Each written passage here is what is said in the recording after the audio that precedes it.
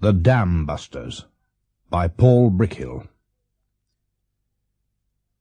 The day before the war started, Barnes Wallis drove for 5 hours back to Vickers' works at Weybridge, leaving his wife and family in the quiet Dorset Bay where they had pitched tents for a holiday. He had that morning reluctantly decided that war was not only inevitable, but imminent, and he was going to be needed at his drawing-board. No point in bringing the family back yet to a house near an aircraft factory till it became clear what influence the Luftwaffe was going to have on one's expectation of life. Wallis didn't look like a man who was going to have much influence on the war himself. He looked more like a diffident and gentle cleric. At 53, his face was unlined and composed, the skin smooth and pink, and the eyes behind the horn-rimmed glasses mild and grey. Crisp white hair like a woolly cap enhanced the effect of benevolence. Most people knew him as a gentle, if rather detached, aircraft designer, and it was not until later that they began to use the word genius. One thought had been haunting him since his decision that war was inevitable. What could he, as an aircraft designer and engineer, do to shorten the conflict? He had been designing for Vickers since before the First World War. In the 20s, he designed the R-100, the most successful British dirigible. In the 30s, he invented the geodetic form of aircraft construction, and using this, designed the Wellesley, which captured the world's non-stop distance record, and the Wellington, which was the mainstay of bomber command for the first 3 years of the war. He was now designing the proposed successor to the Wellington, the Warwick. Bombers and bombs were the directions in which he was most qualified to help. Bombs, particularly, seemed a fruitful field. He knew something about RAF bombs, their size, shape, weight, and so on.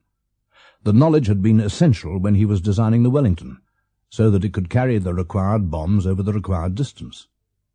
It was not knowledge which, in Wallis, inspired complacency. The heaviest bomb was only 500 pounds, and aiming was so unpredictable that the Air Force was forced to indulge in stick bombing. You dropped them one after another in the pious hope that one would hit the target and go off. Too many didn't. Years of placid peace and the diffidence of the Treasury had inhibited the development of bombs, a natural consequence of a war to end all wars, but regrettable in the face of reality.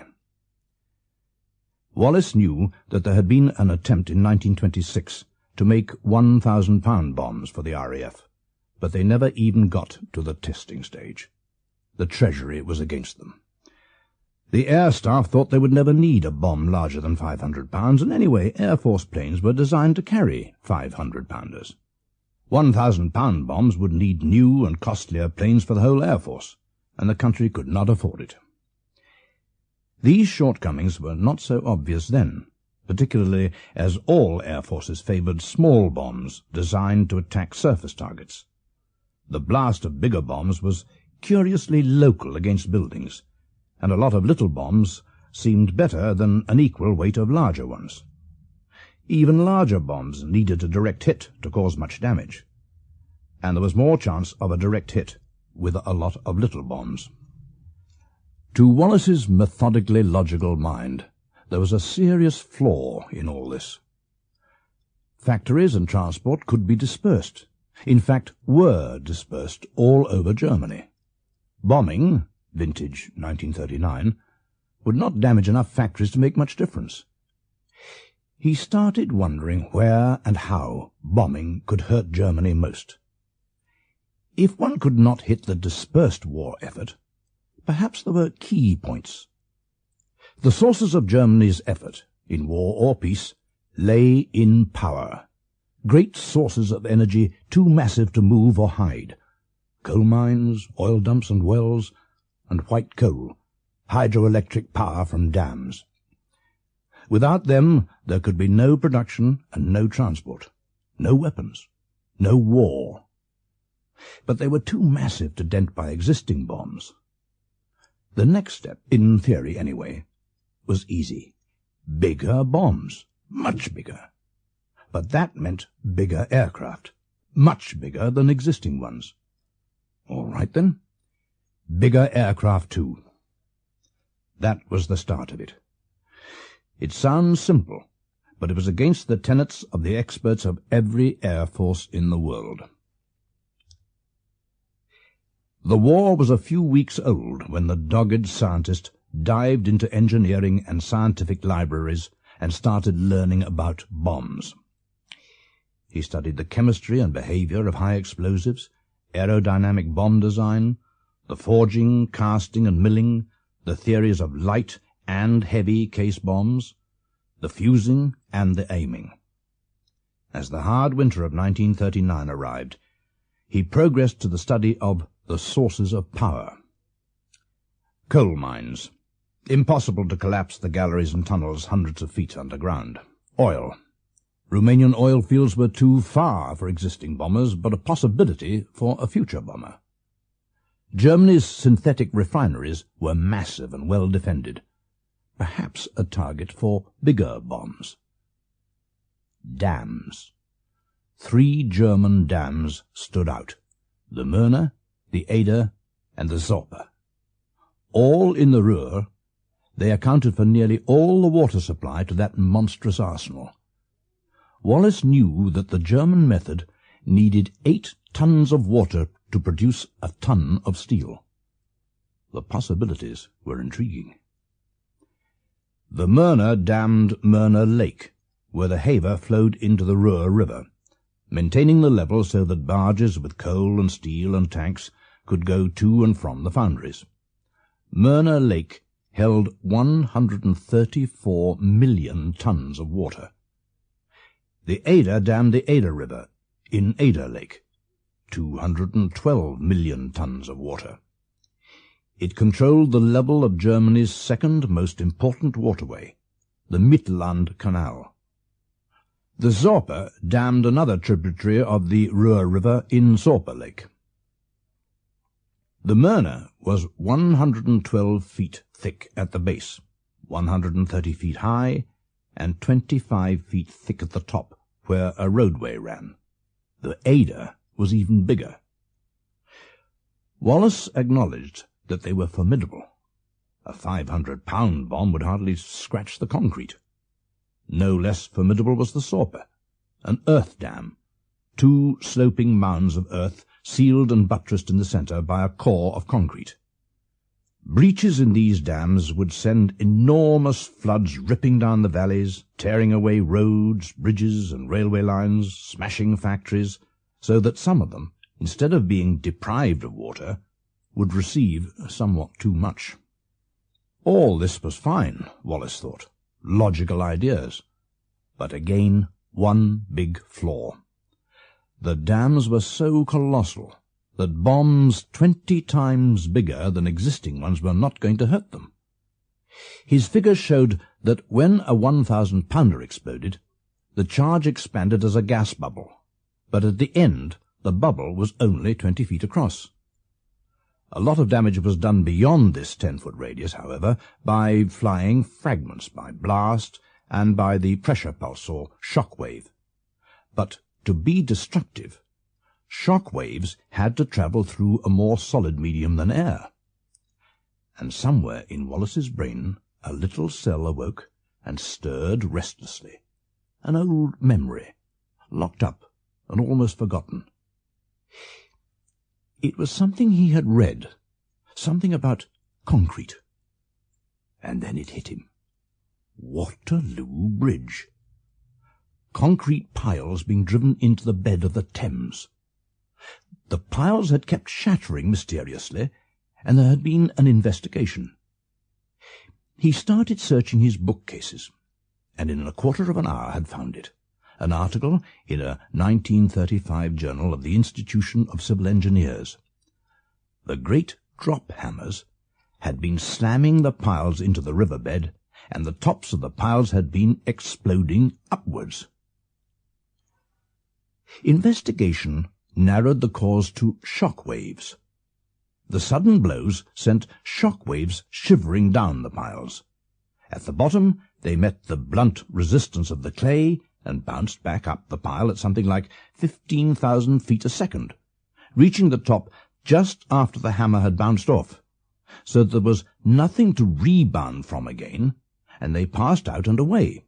And in their wake you got a tension after the compression, a sort of crush, and then a sharp stretch, almost in the same moment, enough to make a structure split, to shatter it. Concrete, the article concluded sagely, well resisted compression, but poorly withstood tension. Wallis docketed the fact in his mind, thinking of dams. You needed a solid medium to get destructive shock waves. Of course, if you could bury a bomb deep enough. But you couldn't slice a big bomb deep into ferroconcrete. No, but you might be able to inject it deep into some less solid medium before it exploded. You'd get the shock waves then. The expanding gas effects would be greater too. Tamped by the encircling solid, they would have to burst their way out. Now, if you could lock the explosion underground so it could not break out, you would get a sort of seismic disturbance, an earthquake. An earthquake bomb. But how to sink a bomb deeply into a resisting medium? You couldn't put one deep into a concrete dam. But a dam is set in water. Water.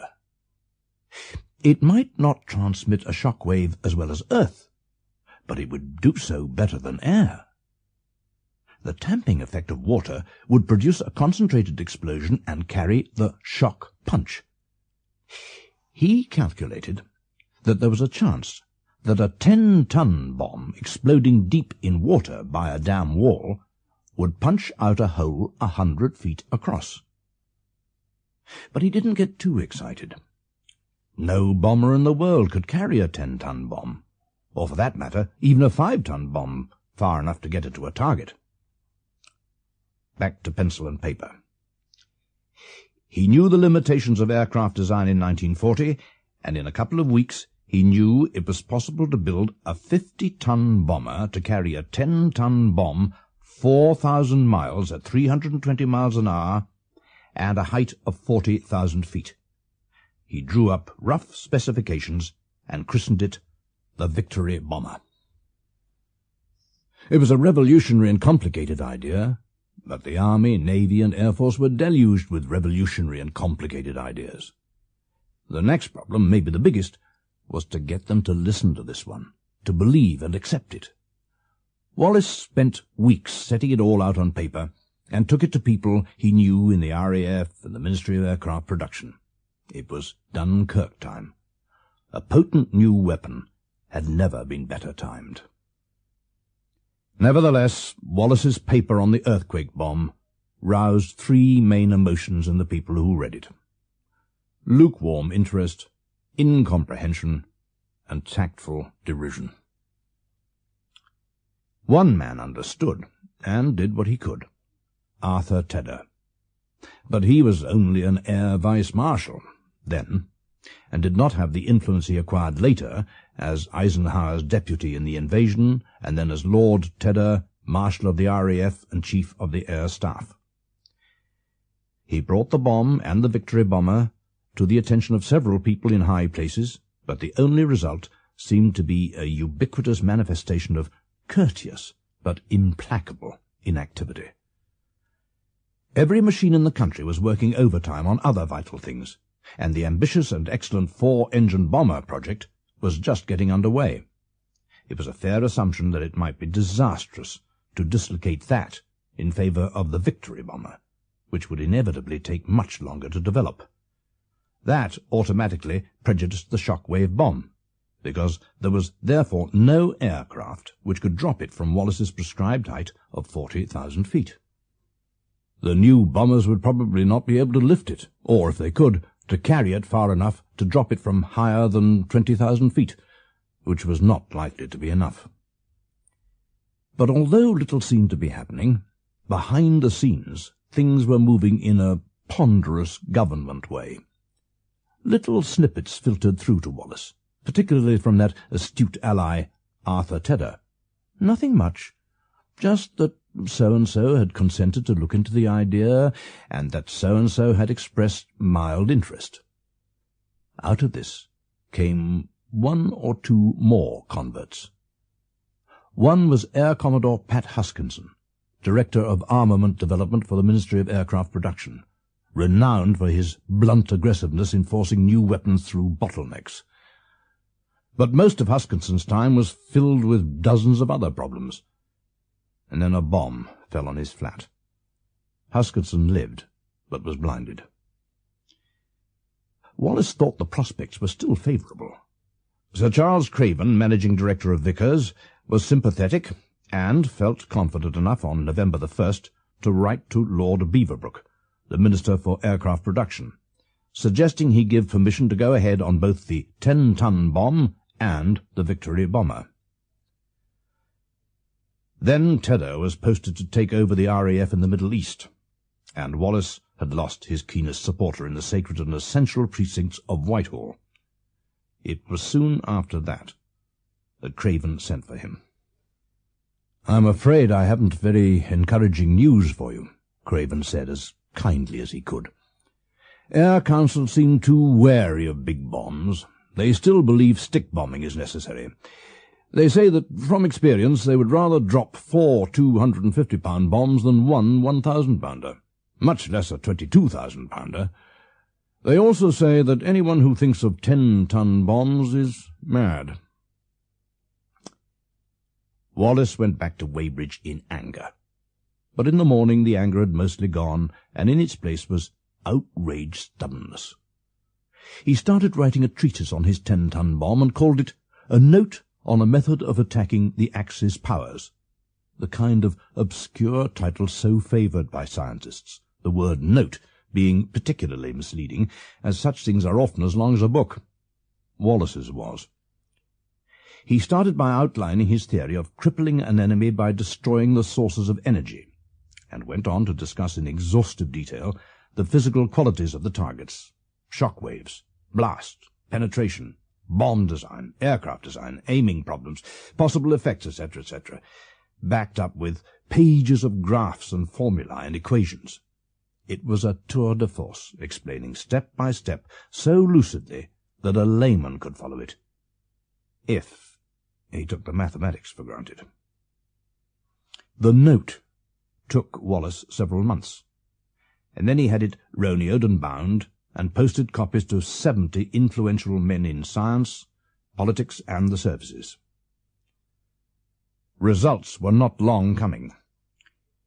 A Secret Service man called on him with a copy of the note under his arm.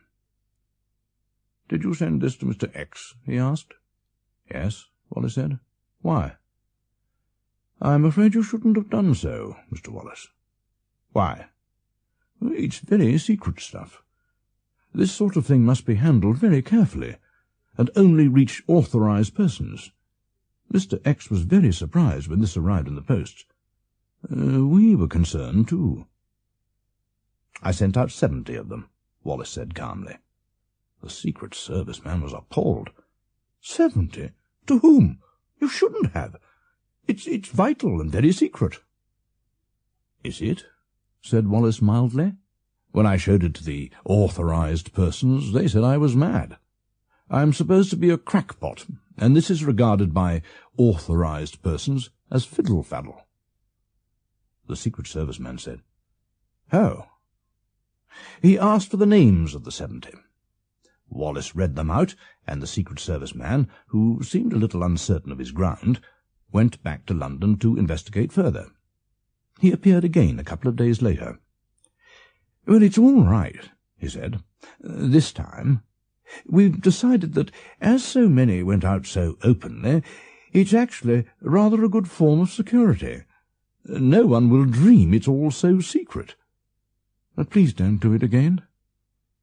The incident was closed. A few days later, there was another result. A copy had reached a Group Captain Winterbottom, who had an office in the city and was used to dealing with unorthodox aspects of the war. He found it convincing, called on Wallis, and Wallis explained more fully. Winterbottom caught some of his enthusiasm. He knew Sir Henry Tizard, who was scientific adviser to the Ministry of Aircraft Production, and drew his special attention to Wallis's paper. Tizard read it carefully. As a scientist, he could follow the intricate calculations. He went down to see Wallis at Weybridge, and was impressed. "I'd better form a committee to study this more fully," he said. "It would have to have pretty solid backing from expert opinion. It would divert effort from other important things if we were to go ahead with it, and we've got to be reasonably sure it would be worthwhile." "Of course," Wallis said. He felt like singing. Not long after, Wallis met the newly formed committee. At the head was Dr. Pye, Director of Scientific Research at the Air Ministry, and the others were scientists too. Wallis explained his ideas and described the probable effect on Germany's war industries if the dams were breached. There was only one really worthwhile time of the year to breach them, and that was in May, when the storage lakes were full after the winter thaw and spring rains, and before the sluice gates were opened to water the country and canals for summer. Then you would get the greatest floods, the most serious loss of water and power. Dr. Pye said the committee would be a few days considering. A week later, Wallis faced the committee to hear their findings. They thought the dams showed possibilities, and the upshot was another committee. This one focused the aim more definitely. It was to be called the Air Attack on Dams Committee. The members were again scientists and engineers, and in a mood to be interested in something new, because even German bombs, though they were more effective than RAF bombs and killed thousands of civilians, had demonstrated the limitation of small bombs. Because aiming was so inaccurate, 75% of such bombs were wasted. "With this big bomb," Wallis earnestly impressed on them, "you don't have to get a direct hit. I think a 10-ton bomb dropped 50 feet away stands a good chance of knocking a hole in a dam like the Möhne. A near miss like that ought to be simple enough to organize." One of the members, Dr. Glanville, of the Road Research Laboratories at Harmonsworth, suggested building a model dam and testing the theories with scaled-down charges of explosive. Wallis accepted delightedly. Over the next few months, whenever he could spare time from his arduous work at Vickers, Wallis helped Glanville design and painstakingly build a model dam 1/50th of the size of the Möhne, with tiny cubes of concrete, scale models of the huge masonry blocks in the real dam. The model was about 30 feet long, 33 inches high, and up to 2 feet thick. A low wall arched between earthen banks, secluded from prying outside eyes in a walled garden. They flooded the ground at one side to simulate the lake, and Wallis exploded a few ounces of gelignite under the surface 4 feet from the model, to give the effect of a 10-tonner going off 200 feet away. There was a commotion on the water, a fountain of mud and water gushed up, and on the model a couple of patches of concrete flaked and chipped. "Not so good," Wallis said. "Let's try it closer." He exploded more gelignite 3 feet from the dam, and there was a little more damage. He set off another charge 2 feet away, and still found only minor chipping. At a distance of 12 inches, representing a 10-tonner 50 feet from the dam, the gelignite caused a couple of cracks in the outer structure, but they were small cracks, not enough to harm the dam significantly. They tried several more charges, but the cumulative effect was not encouraging. Glanville built another model, and Wallis tried bigger charges to see what would smash the dam at a distance. One day, a few extra ounces of gelignite a foot away sent a mushroom of water spraying over the wall round the garden, and as the spume cleared, they saw the water of the little lake gushing through the burst dam.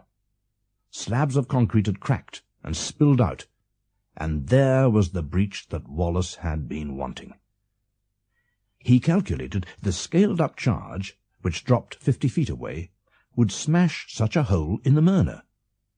The answer was something like 30,000 pounds of the new explosive RDX. 30,000 pounds was nearly 14 tons. That was the explosive alone. Add the weight of the thick case of special steel, another 40,000 odd pounds. That meant a bomb weighing 70,000 pounds, over 30 tons. And the Victory bomber, still only on paper and straining the limits of feasible aircraft construction, would carry only a 10-tonner. The next meeting of the Air Attack on Dams Committee was in a fortnight, and it required little thought to foresee it would be the last meeting. But Wallis would not give up. Supposing, he thought, a bomb could be exploded against the dam wall. The shock-wave punch would be much greater, so the explosive needed would be smaller, and so would the bomb casing. But how to get a big bomb in an exact spot, deep enough for the shock punch and pressed against the wall to make the most of it? Or, as it might require more than one bomb, how could you get them all in the exact spot? A torpedo? But the dams had heavy torpedo netting in front of them, and so torpedoes were out. You could drop a bomb from a very low level for accuracy, but bombs don't simply drop. Just after release they carry a lot of forward speed, giving them virtually a horizontal trajectory for a while. If you drop a bomb, even a whopper, from very low to get the accuracy, it would simply skid off the water. If you drop it high enough to enter the water cleanly, there is only about 1 chance in 1,000 of putting it right in the exact spot. Wallis probed at this problem for days, and every time he probed, he came slap up against the same old problem.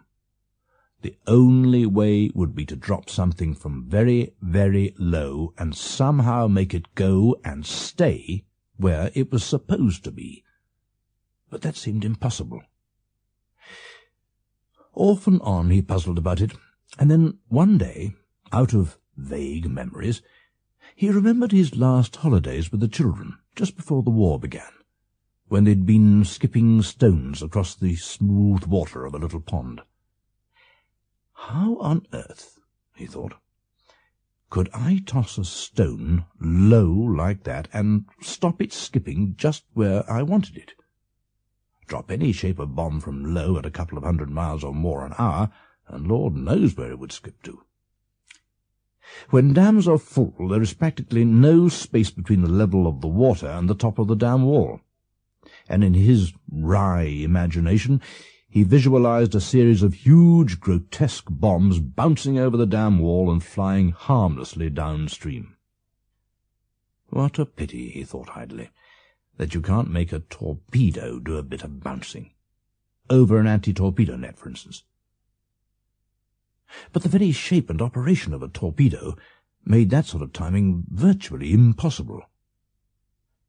Supposing there were a missile of a different and more tractable shape, something that would skip and then be subject to some form of control or judgment.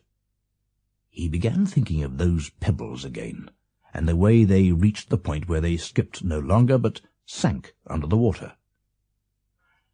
Wallis went home, dragged a tub into the garden, and filled it to the top with water. Then he rigged up a rubber catapult a few feet away, just a few inches above the level of the water. A few feet on the other side of the tub, he stretched a string between a couple of sticks, so that the string was also just above the level of the water. Logic told him that at some time there would be a point where an object might skip the first few times and then slither to a halt and sink. He borrowed a marble from his daughter Elizabeth, and shot it from the catapult at the water. It skipped off the surface and cleared the string by several inches. Elizabeth brought the marble back, and Wallis fired it again, this time with a little less tension on the rubber of the catapult. The marble slipped off the water, and only just cleared the string. "Aha," thought Wallis, "it can be controlled." He and the youngsters spent the whole morning playing with the marbles on the water and the catapult and the string, trying different combinations of power and height, while Wallis was finding out how much he could control the skip. To his deep joy, he found that with a regular shape and weight like a marble, on smooth water, he could control it well enough for it to be distinctly encouraging. The day of the meeting of the Air Attack on Dams Committee, he went early to London, buttonholed the chairman, Dr. Pye, and privately explained his new theory, so earnestly that Pye didn't laugh, though he looked a little sideways. "I'd rather you didn't tell the others yet," Wallis said. "They might think it a bit far-fetched." "Yeah," said Dr. Pye. "Yeah, I see that. What do you want me to do?" "Give me time to find out how much RDX will blow a hole in the Murner Dam if it's pressed up against the wall." Pye talked eloquently to the committee without giving Wallis's secret away. The members were reluctant when they heard the results of the last model's test, and Wallis was like a cat on hot bricks, till they consented to one more experiment. Glanville built him a new model dam, and Wallis started with small charges, sinking them in the water and exploding them when they were lying against the slabs of concrete. The effects were shattering, literally. He smashed wall after wall, seeking the smallest charge needed, and soon he knew that in a contact explosion tamped by water, a tiny plug of a few ounces of gelignite blasted a satisfying hole through a concrete wall 6 inches thick. From that, he calculated, he would need only 6,000 pounds of RDX to breach the Murner Dam. With this new idea, he could cut the case weight down to a little over 3,000 pounds, making the complete bomb about 9,500 pounds. Less than 5 tons. The new 4-engined Lancasters would carry that to the Ruhr without trouble. Armed with sums and theories, Wallis faced the task of convincing officials in their brick and stone lairs along Whitehall and other influential thoroughfares that he could put his bomb in the exact spot. An awkward task because they were all allergic to weird inventions. He called on Professor Patrick Blackett, director of an operational research branch, and Blackett, a spare, rather intense man, listened to his ideas, carefully examined the calculations, riffled them back into a neat pile, and said quietly, "We've been looking for this for 2 years." Wallis was electrified. "I'd like you to leave these with me for a while," Blackett said. "There are 1 or 2 people I know who would be interested." Blackett moved fast. As soon as Wallis had left, he went to see Sir Henry Tizard and told him what he had heard. Tizard also moved with unorthodox haste, driving down to Weybridge next morning, where Wallis eagerly explained it all again. "It seems," Tizard said when he had finished, "that the main thing to establish is whether this freak of yours will really work, and if so, how we go about putting it into practice." At Teddington, he said, was a huge ship-testing tank, which would be ideal for experiments. He also thought there should be more tests to check how much explosive would theoretically punch a hole in the dam. "I think I know just the thing," said Wallis, whose damology researches had been fanatical. "There's a small disused dam in Radnorshire. No earthly use any more as a dam, and won't ever be. We could try and knock it down." "Who owns it?" Tizard asked. "Birmingham Corporation." Wallis knew all the answers. "Oh, we'll try them," Tizard said. And Birmingham Corporation, with a little prodding, said yes. It was a nice little dam, about 150 feet long and quite thick, curving gracefully across the mouth of a reach of Ruhr Lake, high in the Welsh hills west of Leominster. Wallis estimated that the dam should have a fifth of the resistance of the Myrna, an ideal test model. He calculated the smallest charge that should knock it down, and set off with a packet of RDX and some explosives engineers. Wrapped against the raw mountain wind, he wasted little time, measured out the charge, tamped it in a sealed casing, and lowered it deep into the water against the dam wall. Behind the rocks, his mouth dry with anxiety, he pressed the plunger, and the hills echoed with sound.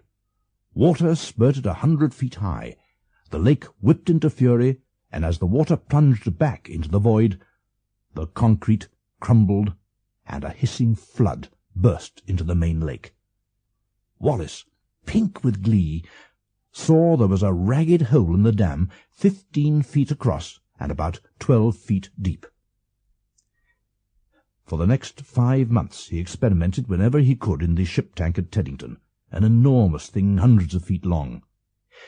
He wanted to find out exactly how to control a skipping missile so that after a given number of bounces over a given distance he could make it reach a certain given point at a particular speed and height. At this ultimate point, the missile would have to be either slithering across the water or only, moving slowly, just a fraction above it. He had to find out the best combinations of weight of missile and height, speed and power of release. Using an adjustable spring-loaded catapult so that he could measure the force behind it, he started firing marbles at first. Wallis realized that a missile of regular shape, such as a sphere, was needed so that no matter how it might flick or spin after the first impact, it would still hit the water with an identical shape on the next and subsequent bounces. But soon he noticed something inconsistent about the bouncing marbles. More often than not, they tended to dig in and sink after the third bounce, or thereabouts. Maybe it was the small size of the marbles that made them unstable. Maybe some imperceptible ripple on the water affected them. The only consistent pattern was that they never bounced as far as the far end of the tank, except for 1 or 2 strong shots that hit the end and always bounced back too far. There would obviously be ripples on the lake's surface, held back by the dams. Something bigger and heavier might not be so affected. He tried using golf balls, but they were as unpredictable as the marbles. Then he tried using 2-pound spheres of steel, but they were no better either. It was on a Sunday afternoon that he found what seemed to be the answer. It seemed so simple, really. The first bounce gave the marble a pronounced topspin, and that was why they tended to dig themselves into the water. Of course, one could try a flattish shape like a disc-type stone, but heaven knows how one could control the skips. There was one other answer. Just one. The spherical projectiles must be fired with a pronounced backspin. Wallis rigged up a cradle for the spring-loaded catapult that allowed him to spin the missile backwards just before release. He got a double bonus. For one thing, virtually every shot hit or slithered against the far end of the tank. And even more important, the residual backspin, still on the small projectile, made it crawl under the water at the far end, flat against the far wall of the tank. It was exactly what he wanted to happen when the missiles reached the dam wall. Now another problem cropped up. Wallis had been calculating the size of a sphere that would carry enough RDX explosive inside a steel case strong enough to stand the impact of hitting both the water and the dam wall. Hitting water at something well over 200 miles an hour would be like hitting concrete. He started to work out the required diameter of the sphere. He already knew that he would have to take both bomb bay doors off the Lancasters and suspend the bombs under the belly with legs that stuck down underneath with some sort of belt or chain drive from some power source to get them spinning backwards before the drop. Finding the necessary size of the sphere wasn't difficult. He soon worked it out. And damn! The sphere was going to be too big. It had to be slung close to the centre of gravity of the aircraft and low enough to clear the tunnel of the fuselage above. But if he slung it low enough for that, the base of the missile was going to be crushed hard against the ground. In fact, you could only load the missile in place by jacking the aircraft up till the undercarriage wheels were clear of the tarmac. Once you took the jacks away, either the legs would buckle and the missile burst through the fuselage floor, or the aircraft would break its back, or both. You couldn't sufficiently lift the fuselage floor of a Lancaster or other suitable aircraft, because the space around the centre of gravity was already overcrammed with immovable main spar, crew, and equipment. Any way you looked at it, neither aircraft nor missile would be getting off the ground. It was pointless making the sphere smaller. That would either weaken the casing too much or cut down the explosive contents too much. So even if you got it loaded, it couldn't be anything more than a study in still life until you took the jacks away, and then the scrap metal wouldn't be funny.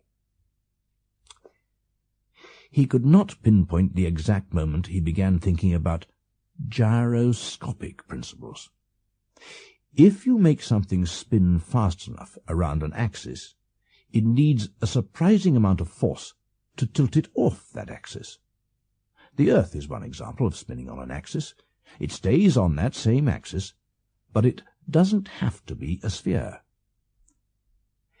Wallis knew that he had to reduce the diameter of his missile, and he knew it still had to hit the water on every bounce with the same shaped surface as before. He already knew his missile had to drop with a lot of backspin on it to control the bounces, and also to make it crawl underwater flat against the dam wall when it hit. So why not a missile shaped like a portly barrel with enough backspin to keep it gyroscopically on an identical axis all the way? That would reduce the diameter without lengthening the barrel shape too much. His assistants carved on lathes a series of fat, barrel-shaped models, each with differing weight-size shape ratios, and all of them with a potential diameter small enough to be carried under a Lancaster. Wallis tested each repeatedly with varying combinations of backspin, catapult velocity, and height. Consistently they skipped across the water in the tank in little flashes of spray, but seldom tilting off their horizontal axis, presenting at each skip the same pot-bellied shape to the water. By trial and error he found at what speeds each model would slither against the far end of the tank and crawl under the water, hugging the wall. By simple elimination he was able to choose the model with the widest range of reliable performance. The rest was largely doing sums, such as how fast a 5-ton barrel could be safely spun backwards before release from an aircraft and achieve enough gyroscopic stability for half a mile or more of bouncing bumps. Wallis made it between 450 and 500 revolutions per minute backwards. By the middle of 1942, Wallis was satisfied he could make a 5-tonner do what he wanted it to. Tizard was pleased, but Tizard was an adviser, not all-powerful. The task was to get executive officials keen. Wallis saw several officials, received tea and courtesy, even compliments, but not enough action to please him. Then one day the phone rang, and a man named Lane, speaking from London, said he wanted to talk to Wallis about a secret matter. He was, he said, from one of the committees dealing with new and secret weapons. Wallis felt his heart skip. What's it about?" he asked. "It's to do with aircraft and water," said the man. "But I mustn't say any more over the phone. Can I come and see you?" "Tomorrow," said Wallis, "as early as you like." Lane walked into his office in the morning, an alert young man, and Wallis welcomed him warmly. Lane said, "Do you remember an idea of yours back in 1941 about putting a smoke screen around a fleet?" "Yes," said Wallis, "I remember." "Well, we're interested in it now," Lane said. "Have been for some time, but we couldn't do everything at once. Can you tell me a little bit more about it?"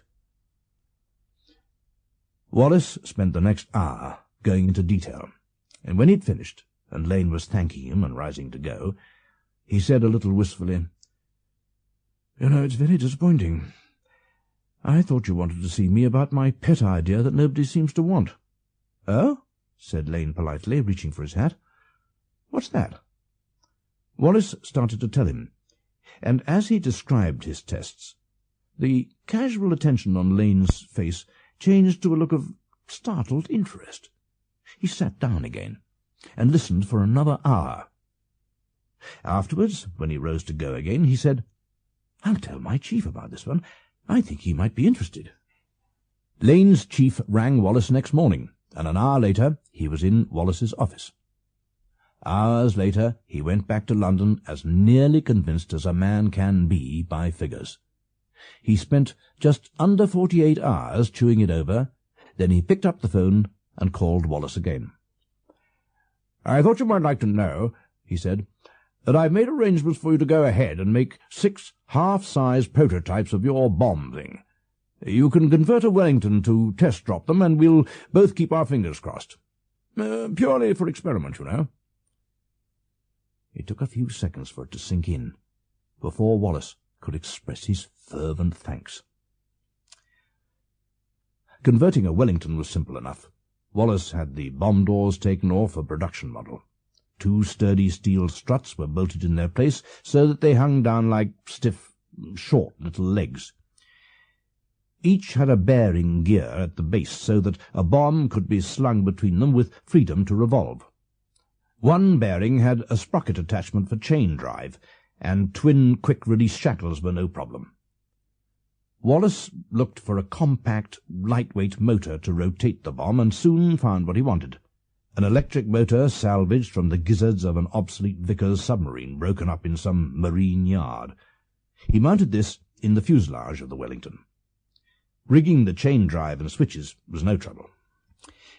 By this time the castings of the 6 half-size 2.5-ton prototype bombs were finished and balanced, then filled with a harmless substitute, the same weight as RDX. At 3 p.m. on December the 4th, 1942, the converted Wellington took off from Weybridge, with the first bomb slung below and Mutt Summers, chief test pilot for Vickers, in the pilot's seat. Wallis, hopeful butterflies fluttering in his stomach, crouched in the nose as bomb-aimer to test drop off Chesil Beach on the south coast. They were not going to worry much this time about precise speed and height. About 200 feet and 200 miles per hour, and for the time being, never mind exactly how far the bomb went. The main thing was to see whether a couple of tons of spinning steel would bounce according to theory. Wallis was lying on his stomach in the nose, looking through the bomb-aimer's perspex floor panel for a clear stretch of Chesil Beach water. He sighted one, and briefly, over the intercom, guided Summers towards it. As Summers wheeled and then started a shallow dive, Wallis switched on the electric motor just in front of him. It started to whine louder and louder, and as its speed increased, Wallis could feel the growing vibration through the aircraft as the bomb spun backwards, faster and faster, towards the 8 revs a second mark. Coming up to the clear water, Summers levelled out fairly low and reported briefly, "Speed 220 indicated." Right. Now. Wallis pressed the button and watched the spinning black thing slip clear of its stowage. It took so long to drop that it seemed like slow motion, as its forward trajectory kept it still under the aircraft, but slowly losing speed and falling behind. Then, quite suddenly, it hit, and vanished in a sheet of hissing white spray. Wallis watched with painful anxiety for it to appear. Just for a moment, nothing seemed to happen, and then out of the foam lurched the black thing, looking vaguely misshapen in its aura of spray. It fell back into the water quite quickly, lurched drunkenly up again, hit once more, skipped another short distance, then slithered a few yards and vanished into the green depths. It didn't seem to have travelled more than about 200 yards, and Wallis looked down, puzzled, not quite knowing what to think. It had worked, but not the way it was supposed to. Something was wrong. Summers turned the aeroplane back towards Weybridge, and Wallis, on the way back, trying to imagine what could have gone wrong, remembered the misshapen look about the bomb. He decided the casing had not been strong enough. It must have crushed a little under the impact, making the bounces unpredictable and sluggish. When they landed, he ordered the cases of the remaining bombs strengthened. On December the 12th, he and Summers took off with a strengthened bomb. Off Chesil Beach, Wallis watched the bomb going down, holding his breath and feeling his mouth dry with anxiety. Again the hissing sheet of spray as it hit, and then out of the spray the black barrel came soaring 100 yards across the water, hit with another flashing feather of spray, and soared out again, hit again and again, the distances shortening every time until at last, after nearly half a mile, it slithered to a foaming stop and sank. Summers had banked the aeroplane round. They both looked down on that glorious sight of the long necklace of white foaming scars on the water where the bomb had hit. Wallis had never known such a moment of triumph. He crawled halfway out of the nose to look up and grin at Summers above in the cockpit. The engines were making too much noise to talk, but Summers grinned down at him, gave him the thumbs-up sign and an enormous wink. In the next 3 days he and Summers dropped 3 more bombs, and they worked every time. After that, things happened very quickly. From somewhere on high, Wallis got instructions to try the prototype bomb in a small mosquito bomber against a battleship moored in a remote naval station. This time the aircraft was faster, and the bomb bounced further till it hit the side of the battleship, virtually amidships, and crawled below under the hull. They made several runs, and the results were similar in every case. These subsequent runs were filmed by an aircraft flying alongside and following the track of the bouncing bomb. Next, an urgent summons to the Admiralty, together with his films, and there he found the First Sea Lord, Admiral of the Fleet Sir Dudley Pound, a gaggle of other admirals, and the Chief of the Air Staff, Marshal of the RAF, Lord Portal. In a private cinema, the films were run through of the missile hitting the battleship, and a startled murmuring burst forth. It's unlikely that anyone will ever know the precise story of the intrigue that went on behind the scenes in the next couple of days. In the end, it was Churchill himself who made the decision to get the dams project moving. He issued instructions to go ahead with the preliminary design of a full-size bomb, and Wallis felt the fierce joy of a front-row forward who has heaved manfully in the scrum and gained a couple of inches. This was early February 1943, and the best time to smash the dams was in May, when they were full. To leave it later might annoy the Germans, but not seriously incommode them. On February the 26th, Wallis received a message. "Mr. Wallis, orders have been received that your dams project is to go ahead immediately, with a view to an operation at all costs, no later than May." It took some time for Wallis to take it in. After battling for so long, Wallis, in the weeks that followed, sometimes ruefully thought that he'd got more action than he could stand. Life was work from dawn till midnight, planning, drafting, thinking and discussing, grabbing a sandwich with one hand while the work went on. The shape of the large bombs, known by the code name of Upkeep, took a lot of devising. The central core holding the explosive was to be in the form of a cylindrical steel barrel nearly 7 feet long. To fit around that, Wallis had squads of men carving thick staves like the outside of a barrel, which were to be clamped around the cylinder with very strong bands of high tensile steel to form his required elongated barrel shape. And then each bomb, as it was completed, had to be balanced so that no single arc was heavier than the others. If one of the bombs had a little throw on one segment, the whole cumbersome weapon, revolving at nearly 500 RPM, would tear it out of its cradle and possibly tear the aircraft apart too. Apart from these demanding details, one of the first things Wallis himself had to do was calculate as closely as possible the speed, height, and distance from the dam that the bomb should be released. No good having them bounce over the top, or hit the dam wall so hard that the bomb broke open and defused itself, or worse, blew up and wrecked the aircraft without denting the dam. It was a complex three-way equation, made more difficult by his awareness that pilots were not going to find it easy to fly the precise limits, especially at night. He already knew it had to be by night. No Lancaster would ever reach the low-level targets by day. The pilot precision problem was beginning to bother him, and it bothered him still more when he worked out the equation. A speed of 240 miles an hour at 150 feet above the water and 800 yards from the dam wall. The speed was no trouble, but the height at night was perilously low, and the range of 800 yards might be awkward too.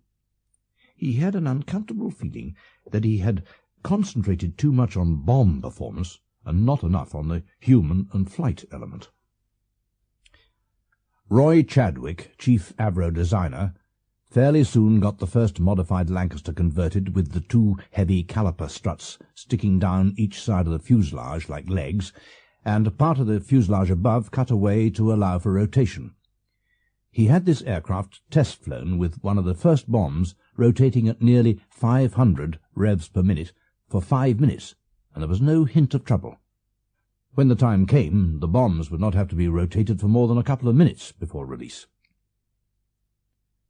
Over Germany, every day a fast mosquito flew 25,000 feet over the dams taking photographs. Deep in the underground vaults of Bomber Command, men studied the photographs through thick magnifying glasses to check the level of the rising water and the defences. If the secret leaked out, they would see the extra flak, and the raid would have to be called off. It was going to be suicidal enough as it was.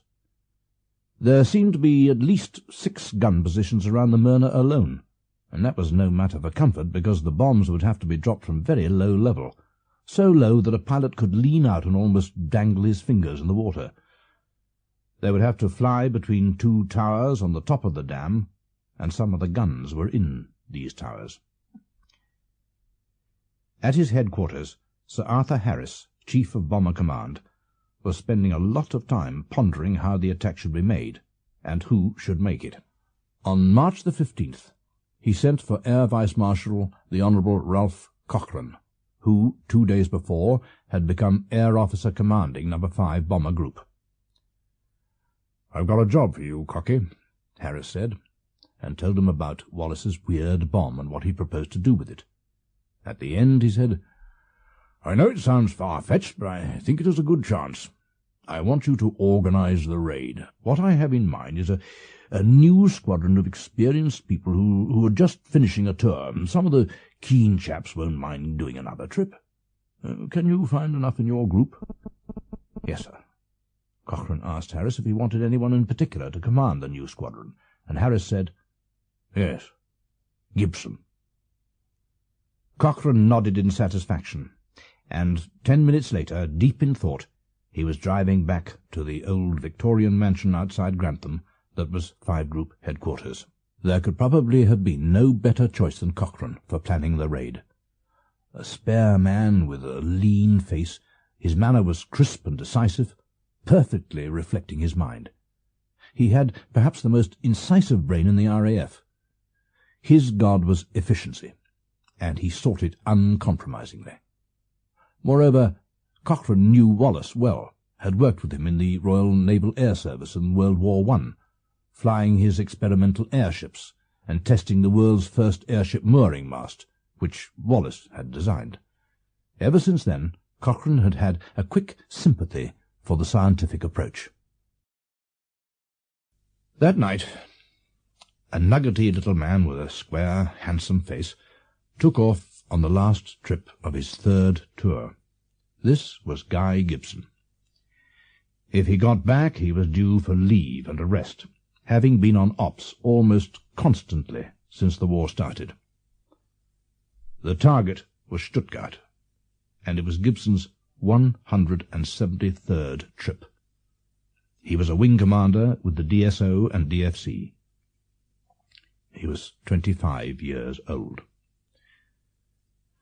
The next morning, Gibson woke late, head still ringing with the engine noise, and lay curled up, half thinking, half dreaming of leave in Cornwall. That morning his leave was cancelled, and to his dismay he was posted to 5 Group headquarters. A day or so later he was shown into Cochrane's office and saluted smartly. "Ah, Gibson," Cochrane said. "Firstly, my congratulations on the bar to your DSO." "Thank you, sir." "Would you like to do one more trip?" Gibson gulped and said a little warily, "What kind of trip, sir?" "An important one. I can't tell you any more about it now, except that you would command the operation." Gibson said slowly, "Yes, I think so, sir," thinking of the flak and the fighters he hoped he had finished with for a time. "Good. That's fine. I'll let you know more as soon as I can." A moment later, Gibson was outside the door, wondering what it was all about. He waited 2 days before Cochrane sent for him again, and this time another man was with him, Group Captain Charles Whitworth, who commanded the bomber base at Scampton, a stocky, curly-haired man of about 30, with a long list of operations behind him, and a DSO and DFC on his tunic. Cochrane was friendly. "Sit down," he said. "I asked you the other day if you'd care to do another raid, and you said you would. But I want to warn you that this will be no ordinary sortie, and it can't be done for at least 2 months. Training for this raid is so important that the Commander-in-Chief wants a special squadron formed. I want you to form it." Gibson said nothing, and Cochrane went on. "You'd better use Whitworth's main base at Scampton. As far as aircrews are concerned, you'll want good ones. You'd better pick them yourself. I'm telling all the squadrons they'll have to give up some of their best crews. There's a lot of urgency in this, because you haven't got very long, and training is going to be very important." "What sort of training, sir?" Gibson asked. "And what sort of target?" "Low flying," Cochrane said. "You've got to be able to low fly at night till it's second nature. I can't tell you the target yet, that's a secret. But you've all got to be perfect at low flying, at night." "How about aircraft, sir?" "The equipment staff have that in hand. The first will be flown in tomorrow. And one thing more. You'll have to watch security. As far as others are concerned, this is just an ordinary new squadron. We'll think up a cover plan later." Somewhat bewildered, Gibson went off to the SOA to see how one went about forming a new squadron, and half an hour later he was looking at a long list of things he had to do and people he had to see. A staff officer helped him to pick air crew from the group lists. Gibson knew most of the pilots. He got the staff man to help him pick the navigators, engineers, bomb aimers, wireless operators, and gunners. When they'd finished, he had 147 names, 21 complete crews, 7 to a crew. Gibson had his own crew. They were just finishing their tour too, but they all wanted to come with him. The equipment officer promised to deliver 10 Lancasters to Scampton within 2 days, just for a start. More would follow. With them would come the spare spark plugs and tools, starter motors and drip trays, bomb dollies and winches, paint and shocks and thermos flasks. Gibson was startled by the unending list. Another man promised the 1,001 items for the men, blankets and lorries and bootlaces, beer and socks, and so on. He was 2 days on these details, helped by Cochrane's deputy, the SASO, Group Captain Harry Satterley, and then it was all done. except for one thing. "What squadron are you?" asked Satterley. "What do you mean, sir?" "What number? You've got to have a number." "Oh," said Gibson, "where do I get that?" "Oh, somewhere in the Air Ministry," Satterley said. "I'll get on to them and fix it up. Meantime, you'd better call yourselves X Squadron." Just before dinner on March the 21st, Gibson arrived at Scampton to take formal command. In the officers' mess he found some of his crews already arrived, and the mess waiters looking curiously at them as they stood around with pints of beer in their fists. It was obvious they were not to be an ordinary squadron. The average age was about 22, but they were clearly veterans. DFC ribbons were everywhere. They'd all done at least one tour, and some had done two. Gibson moved among them, followed by the faithful Nigger, his big black Labrador dog, who rarely left his heels. Someone laid a half-pint of beer on the floor for Nigger, who stuck his muzzle noisily into it and didn't look up again till he'd licked it dry. From his old 106 squadron, Gibson had brought 3 crews as well as his own, those of Hopgood, Shannon, and Burpee. Hopgood was English, fair and good-looking except for a long front tooth that stuck out at an angle. Dave Shannon, DFC, was a baby-faced 20-year-old from Australia, but didn't look any more than 16, so he was growing a large moustache to look older. Gibson spotted Mickey Martin with satisfaction. They had met at Buckingham Palace when Gibson was getting his DSO and the King was pinning on the first of Martin's DFCs. Though he came from Sydney, Martin was in the RAF. He was slight but good-looking, with a wild glint in his eyes and a monstrous moustache that ended raggedly out by his ears. At the palace they had talked shop, and Martin had explained his low-flying system. He'd worked it out that if you flew lower than most bombers, you'd avoid the fighters. Lower still, and the heavy flak would all burst well above. And if you got right down to tree-top height, you'd be gone before the light flak could draw a bead on you.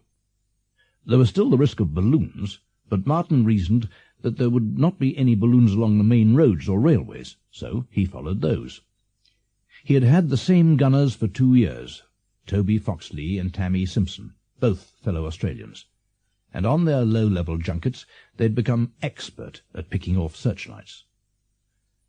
Simpson and Foxley had both come with him. He'd also brought an experienced navigator, a lean, long-chinned Australian called Jack Lego, and his bomb-aimer, Bob Hay, also Australian. Lego was to be the navigation officer of the new squadron, and Hay was to be the bombing leader. It is unlikely that there was a finer crew in bomber command. Hence Gibson's pleasure. He had chosen Dingy Young as his senior flight commander. Young had already ditched twice in his 2 tours, and both times got back home in his rubber dinghy. Bred in California, educated at Cambridge, he was a large, calm man whose favourite trick was to swallow a pint of beer without drawing breath. Les Munro was a New Zealander, tall, blue-chinned and solemn, a little older than the others. He was standing by the bar looking into space when Gibson located him. "Glad to see you, Les," Gibson said. "I see you're setting a good example already, drinking a little and thinking a lot." Munro upended his pint and drained it. "No, sir," he said. "Thinking a little and drinking a lot." The other flight commander was Henry Maudsley, ex-50 Squadron. Ex-Eton, an athlete, polished and quiet, not a heavy drinker. Towering above the rest was the blonde head of a man who weighed nearly 15 stone, with a pink face and pale blue eyes, good-looking in a rugged way. Joe McCarthy, from Brooklyn, USA, former lifeguard at Coney Island, had joined the RAF before America came into the war.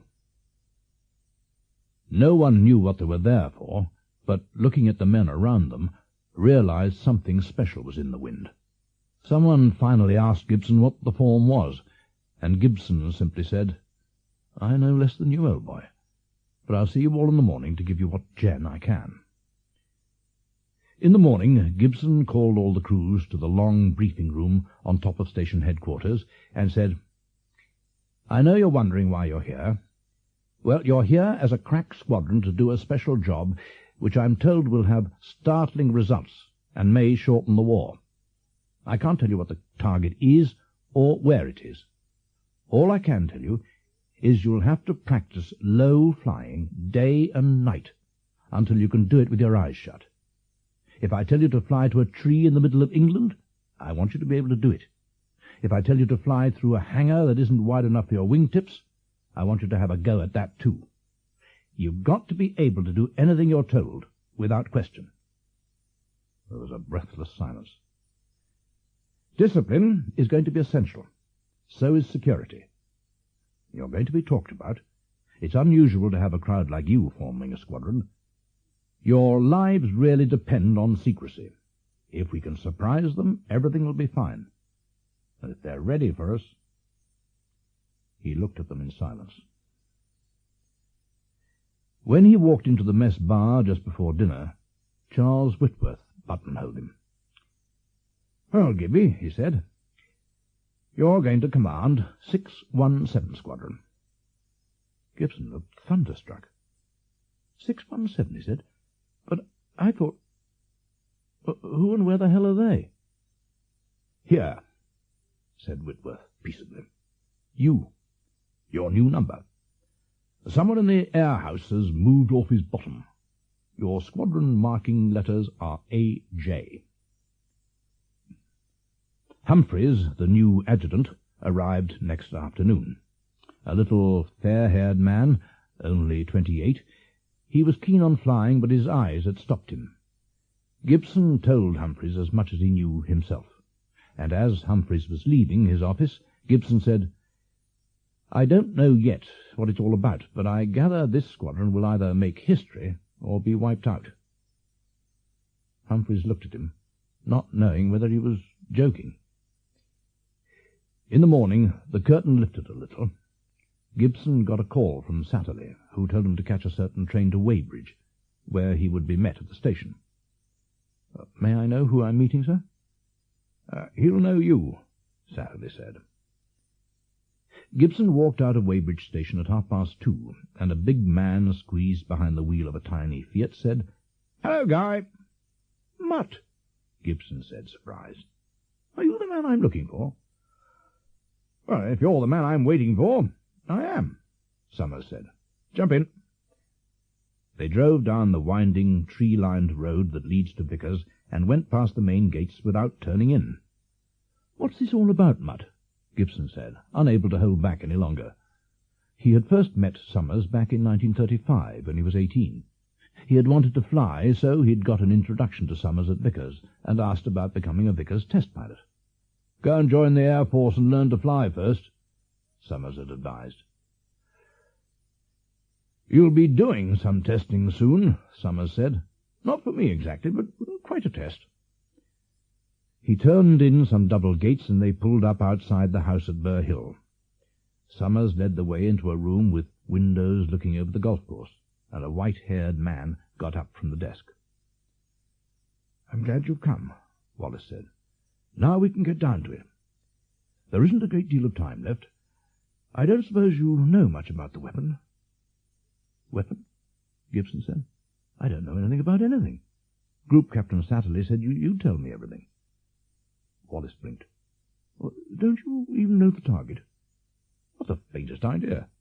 "Oh, my dear boy," Wallis said in a sighing and faintly horrified voice. He wandered over to the window and looked out, pondering. "This makes it very awkward.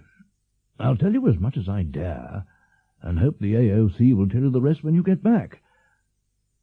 There are certain objects in enemy territory which are very big and quite vital to his war effort. They're so big that ordinary bombs won't hurt them, but I got an idea for a special type of big bomb." He told Gibson about the shock waves and his weird idea for dropping bombs exactly in the right spot. Gibson looked slightly baffled.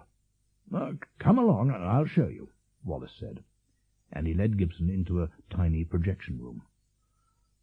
Wallis thumbed the switches, and a flickering screen lit up with the title, "Most Secret Trial number 1.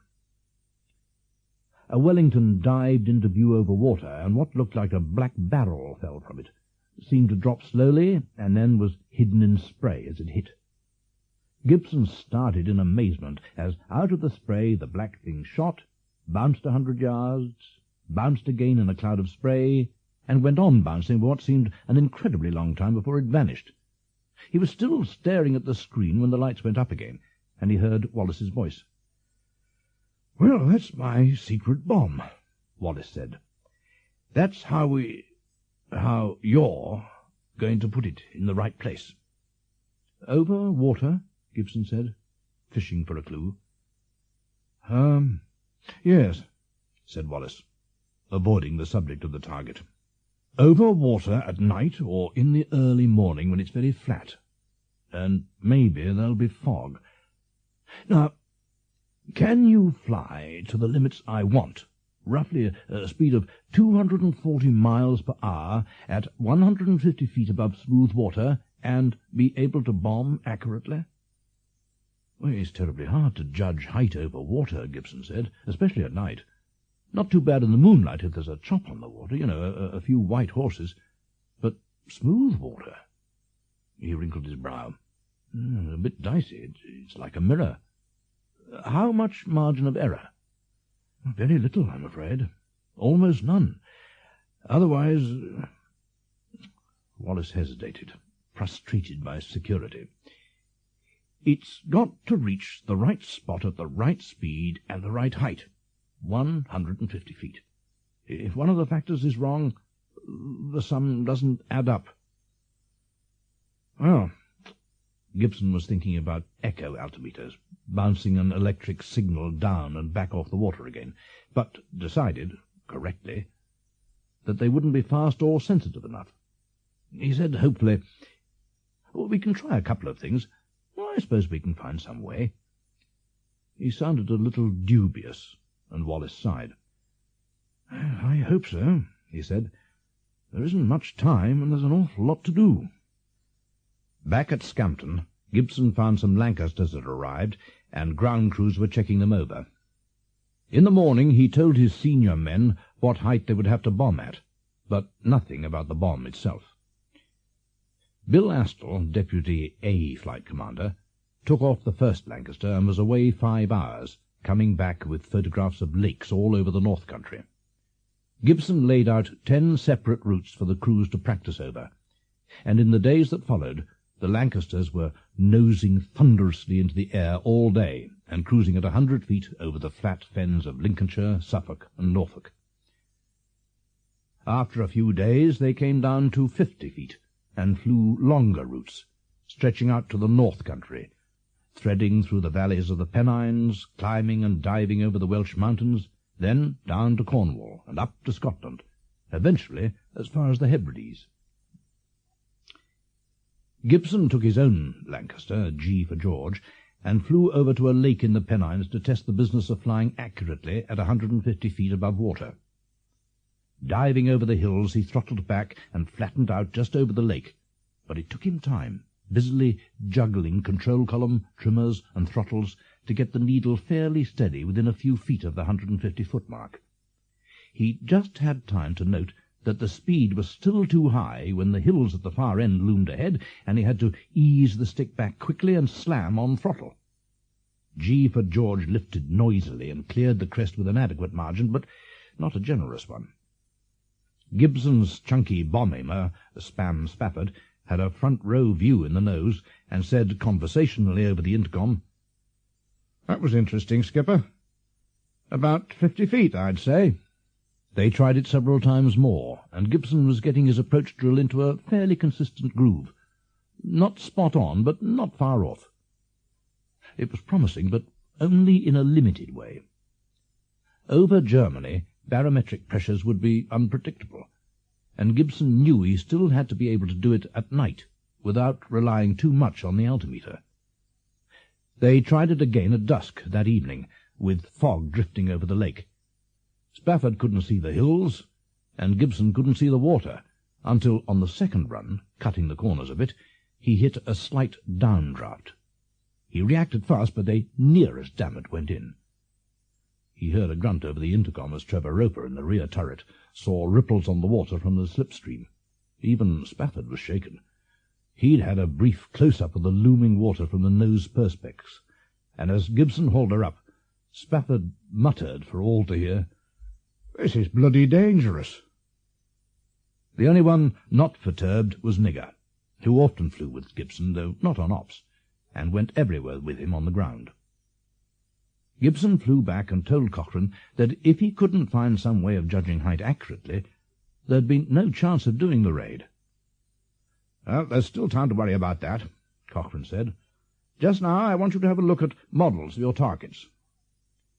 He waved a hand at 3 packing cases in a corner of his office. Gibson eyed them curiously.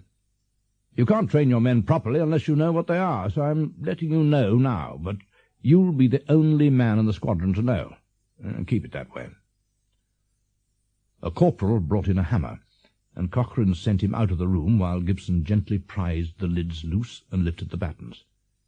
It took him a couple of seconds to realize they were dams. One was the Myrna, and the other 2 were the Ada and the Sorpe. Handsome models that showed not only the dams but the countryside in detail for miles around, as though photographs had been taken on a 3rd dimension. Gibson stood looking for a long time, and then Cochrane laid the lids back over them.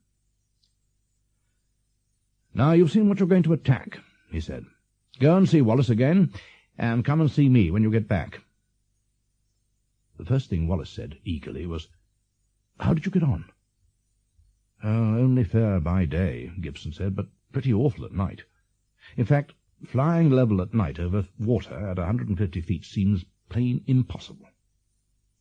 Wallis looked anxious.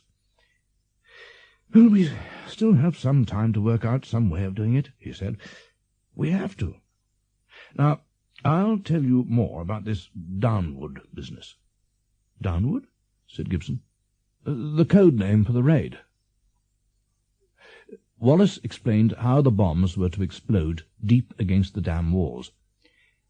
"I've calculated that the first one ought at least to crack them, and then more bombs in the same place should shift the cracked wall back till it topples over, helped, of course, by the water pressure. The best times, of course, are when the dams are full. That'll be in May. You'll need moonlight, and there's a full moon from the 13th to the 19th of May. About 6 weeks from now. Yes. You've got to be accurate, or you might overshoot, and the bomb will hit the parapet and go off there. That won't hurt the dam." "Hurt us, though," Gibson said as it dawned on him. "The aircraft would be just above it." "Yes, it would." Gibson went back thoughtfully to Scampton. The crews were now getting good at low night cross-countries, and extended their trips out over the North Sea. They practised low-level bombing on the range at Wainfleet, diving over the sand, dropping 11.5-pound practice bombs with the low-level bomb sight. The drops were not nearly accurate enough. Gibson took the problem to Cochrane. 2 days later, a Wing Commander Dan, from the Ministry of Aircraft Production, called on Gibson. "I hear you're having bomb sight trouble for the dams raid." "How the hell do you know about that?" Gibson said. "I've been let into it," said Dan, "because I'm supposed to be a sighting expert. I think I can solve your problems. You may have noticed there are a couple of towers on top of each dam wall. We've measured them from the air, and they're 600 feet apart. Now, this is how we do it." It was laughably simple. A carpenter ran up one of the gadgets in 5 minutes out of bits of spare wood. The base was a small triangle of plywood with a peephole at one angle and 2 nails stuck in the other corners. "You look through the peephole," Dan said, "and when the 2 towers on the dams are in line with the nails, you release your bomb. You'll find it'll drop in the right spot, but you'll have to stick right on the speed." Gibson shook his head in wonder. Workmen put 2 dummy towers on the dam across the neck of a Midland lake. The bomb aimers knocked up their own sights, and on his first try, one of them dropped 8 practice bombs with an average error of only 4 yards. But there was still the problem of height. Gibson tried repeatedly to see if practice made perfect, but it didn't. Time was getting short. Gibson got a call from Satterley. "They've finished the first 2 prototypes of the new bomb," Satterley said. "Fly down to Herne Bay tomorrow and watch the test drops. Take your bombing leader with you." That was April the 15th. Wallis met them, and next morning they drove out to a bare beach near Reculver. "I'm sorry to get you up so early," said the ever-courteous Wallis, "but the tide is up, and that's the right time. The idea is to drop the thing about half a mile short of those 2 white buoys, and if it works all right, it should bounce the rest of the way and go right between them." Out of the east came 2 specks which grew into Lancasters, heading low over the shallows towards the 2 buoys bobbing on the water. "The other one's the camera aircraft," Wallis said, as they watched them, and as the noise of engines filled the air, Wallis was shouting above the roar, "He's high! He's too high!" The Lancaster swept up side by side, and a great black thing dropped slowly away under the nearer one. It hit and vanished in a sheet of spray that hissed up towards the plain. For a moment there was nothing but the spray, and then out of it the fragments came flying. Wallis stood there very still. "Broken," he said. "Too big and too heavy, and the case too light." He took a deep breath and looked at Gibson with a faint smile. "Don't worry," he said. "We've still got a lot of work to do, but it's going to be all right."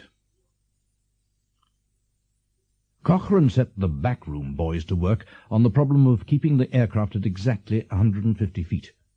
A couple of days later, Ben Lockspicer of the Ministry of Aircraft Production arrived at Grantham with an idea. It was absurd to think how simple it was, and how effective. "Put a spotlight under the nose," he said, "and another one under the belly, both pointing down and inwards, so that they converge at 150 feet. When the 2 spots come together on the water, there you are." Gibson cheerfully told the crews, and when they had finished, Spafford said casually, "I could have told you that. Last night, Terry Terham and I went to see the Enser show, and when the girl was doing her striptease, there were these 2 spotlights shining on her, and the idea crossed my mind then, and I was going to tell you." Gibson just looked at him. Maudsley flew a Lancaster down to Farnborough, and they fitted 2 spotlights on it the same day. Coming back, he made test runs across the airfield, and it worked beautifully. Maudsley said it was easy to get the circles of light together and keep them there. They all tried it over Derwentwater, and could fly to within 2 feet of the prescribed height with wonderful consistency. Everyone got a tremendous kick out of it. That was a very major problem solved. Down at Weybridge, Wallis was still trying to strengthen the bomb. On April the 22nd, Wallis and Gibson, plus the usual gaggle of Air Ministry officials, watched as this first new model was dropped over Reculver. It hit and rose briefly from the water, and then again. Fragments flew off it, and it didn't work, or skip. The tormented scientist groaned in his anguish. He'd been getting very little sleep for weeks.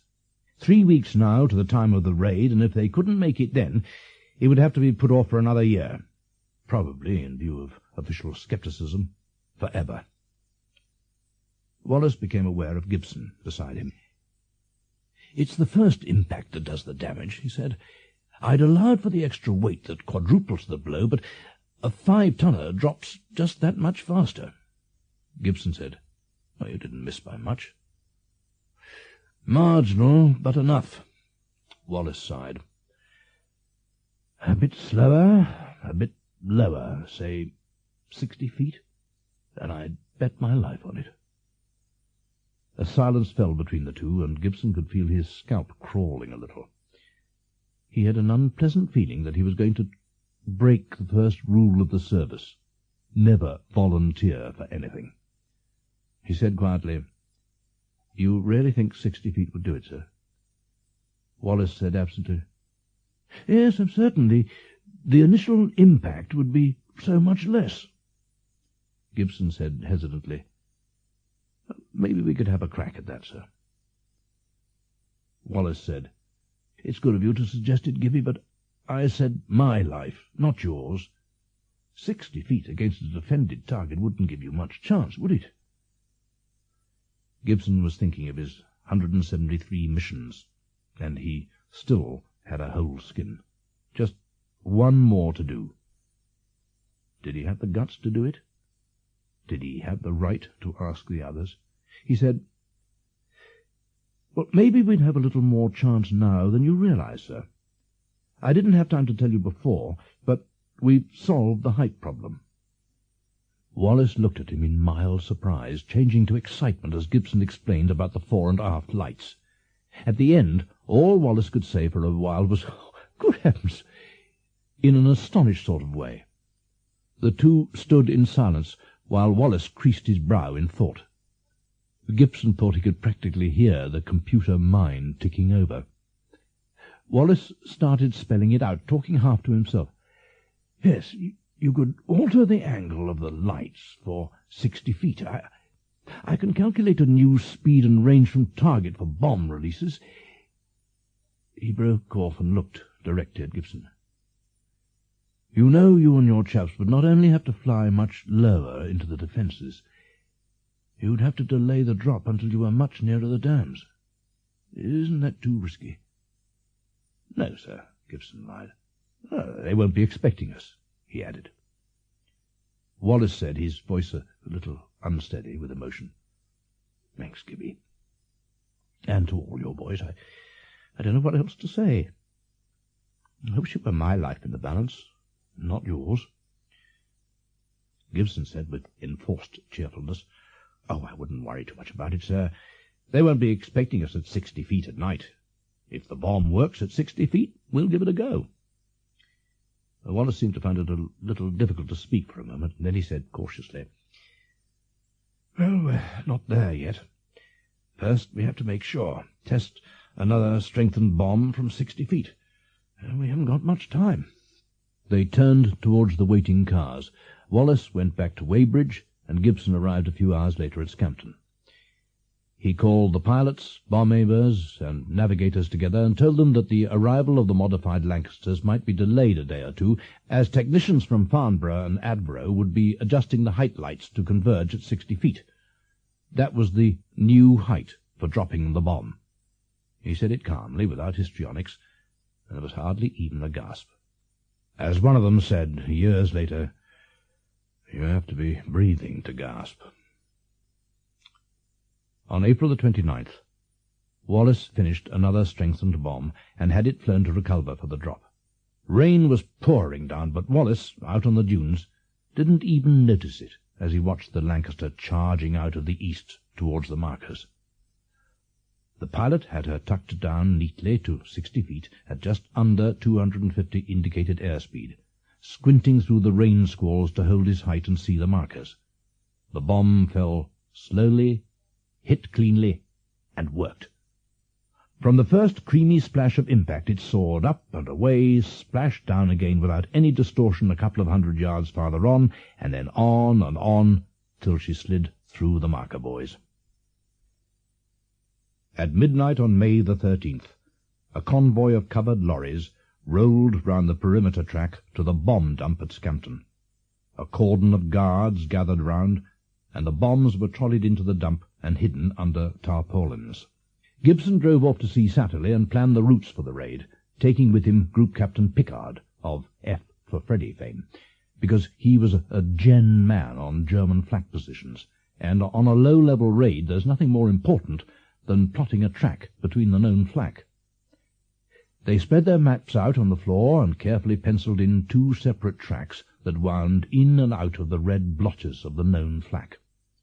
The first one sneaked in between Walcheren and Schuvin, cut across Holland, delicately threaded between the night fighter aerodromes at Gilserigen and Eindhoven, snaked around the crimson blotches of the Ruhr, and south to the Möhne. The second one cut in up north, over Vlieland, came in over the flak-free Zuider Zee, and joined Route 1 northwest of Wesel. The attack would be in 3 waves, Gibson leading 9 aircraft on the southern route, Munro leading others on the northern, and 5 aircraft taking off a couple of hours later to act as a reserve. On the morning of May the 15th, you could clearly sense the tension, more so when word spread that the AOC had arrived. Cochrane saw Gibson and Whitworth alone, and was brief and businesslike. "If the weather's right, you go tomorrow night. Start briefing your crews this afternoon and see that your security is foolproof." After lunch, a little aeroplane landed, and Wallis and Mutt Summers climbed out. 10 minutes later they were with Gibson and Whitworth, with a guard on the door. Gibson couldn't take his beloved nigger on the raid, but he couldn't bear to leave him out altogether, so he gave them the greatest honour he could think of. When, or if, the Murner Dam was breached, he would radio back the one code word, nigger. In the hangars, messes, and barracks, the tannoy came loudly and dramatically to life. "All pilots, navigators, and bomb-aimers of 617 report to the briefing room immediately." At 3 o'clock, there were some 60 of them in the briefing room on the upper floor of the grey and black camouflage station headquarters. They sat silently on the benches, eyeing the familiar maps, aircraft identification, and air-sea rescue posters on the walls, waiting. Whitworth, Gibson, and Wallis filed down the centre to the dais, and Whitworth nodded to Gibson. "Go ahead, Guy." The room was still. Gibson faced them, feet braced apart, his eyes bright. He cleared his throat and said, "You're going to have a chance to clobber the Hun harder than a small force has ever done before. Very soon we're going to attack the major dams in western Germany." A rustle and murmuring broke the silence, and some deep breaths. Gibson turned to the map and pointed with his ruler. "Here they are," he said. "Here's the Murner, here's the Ada, and here's the Sorpe. As you can see, they're all just east of the Ruhr." He went on to explain the tactics, told each crew what wave they would be on, and what dam they were to attack. Wallis took over and described the dams and what the bombs were supposed to do, how success would cripple the Ruhr steel industry, how other factories would be affected, and bridges and roads washed away. Gibson stood up. "Any questions?" he said. Maltby got up. "What are the dam's defences like, sir?" "We've had extensive photo-recce over them for some time now," Gibson said, "and the defences seem to be confined to light flak. You'll be shown their position." Someone asked if there were any nets on the lake, and Gibson described the torpedo booms in front of the dam walls. Lego wanted to know how effective they would be against the bomb, and Gibson, with a sidelong glance at Wallis and a fierce grin, said, "Not a sausage." He crossed the room to a couple of trestle tables, where 3 dust covers were hiding something, pulled the covers off, and there were the models of the dams. "All of you come over and have a look at these," he commanded, and there was a scraping of chairs as 60 young men got up and crowded around. "Look at these till your eyes stick out, and you've got every detail photographed on your minds. Then buzz off and get some grub." As they studied the models intently, Gibson said, "And one more thing. Keep your mouths shut, not even a whisper to your own crews. They'll find out tomorrow. If there's one slip, and the Hun gets an inkling, you won't be coming back tomorrow night." That evening, as Gibson was going along to his room, Charles Whitworth approached him with a worried look on his face. "Guy," he said, "I'm awfully sorry, but Nigger's just been run over by a car outside the camp. He was killed instantaneously." Gibson sat a long time in his bed, looking at the scratch marks that Nigger used to make on his door. Nigger and he had been together since before the war. It seemed to be an omen. The morning of May the 16th was sunny. It was just after 9 a.m. that Gibson bounced into his office and told Humphreys to draw up the flying programme. "Training, sir?" More of a statement than a question. "No, well, that is, yes, to everyone else." And as Humphreys looked bewildered, he said quietly, "We're going to war tonight, but I don't want the world to know.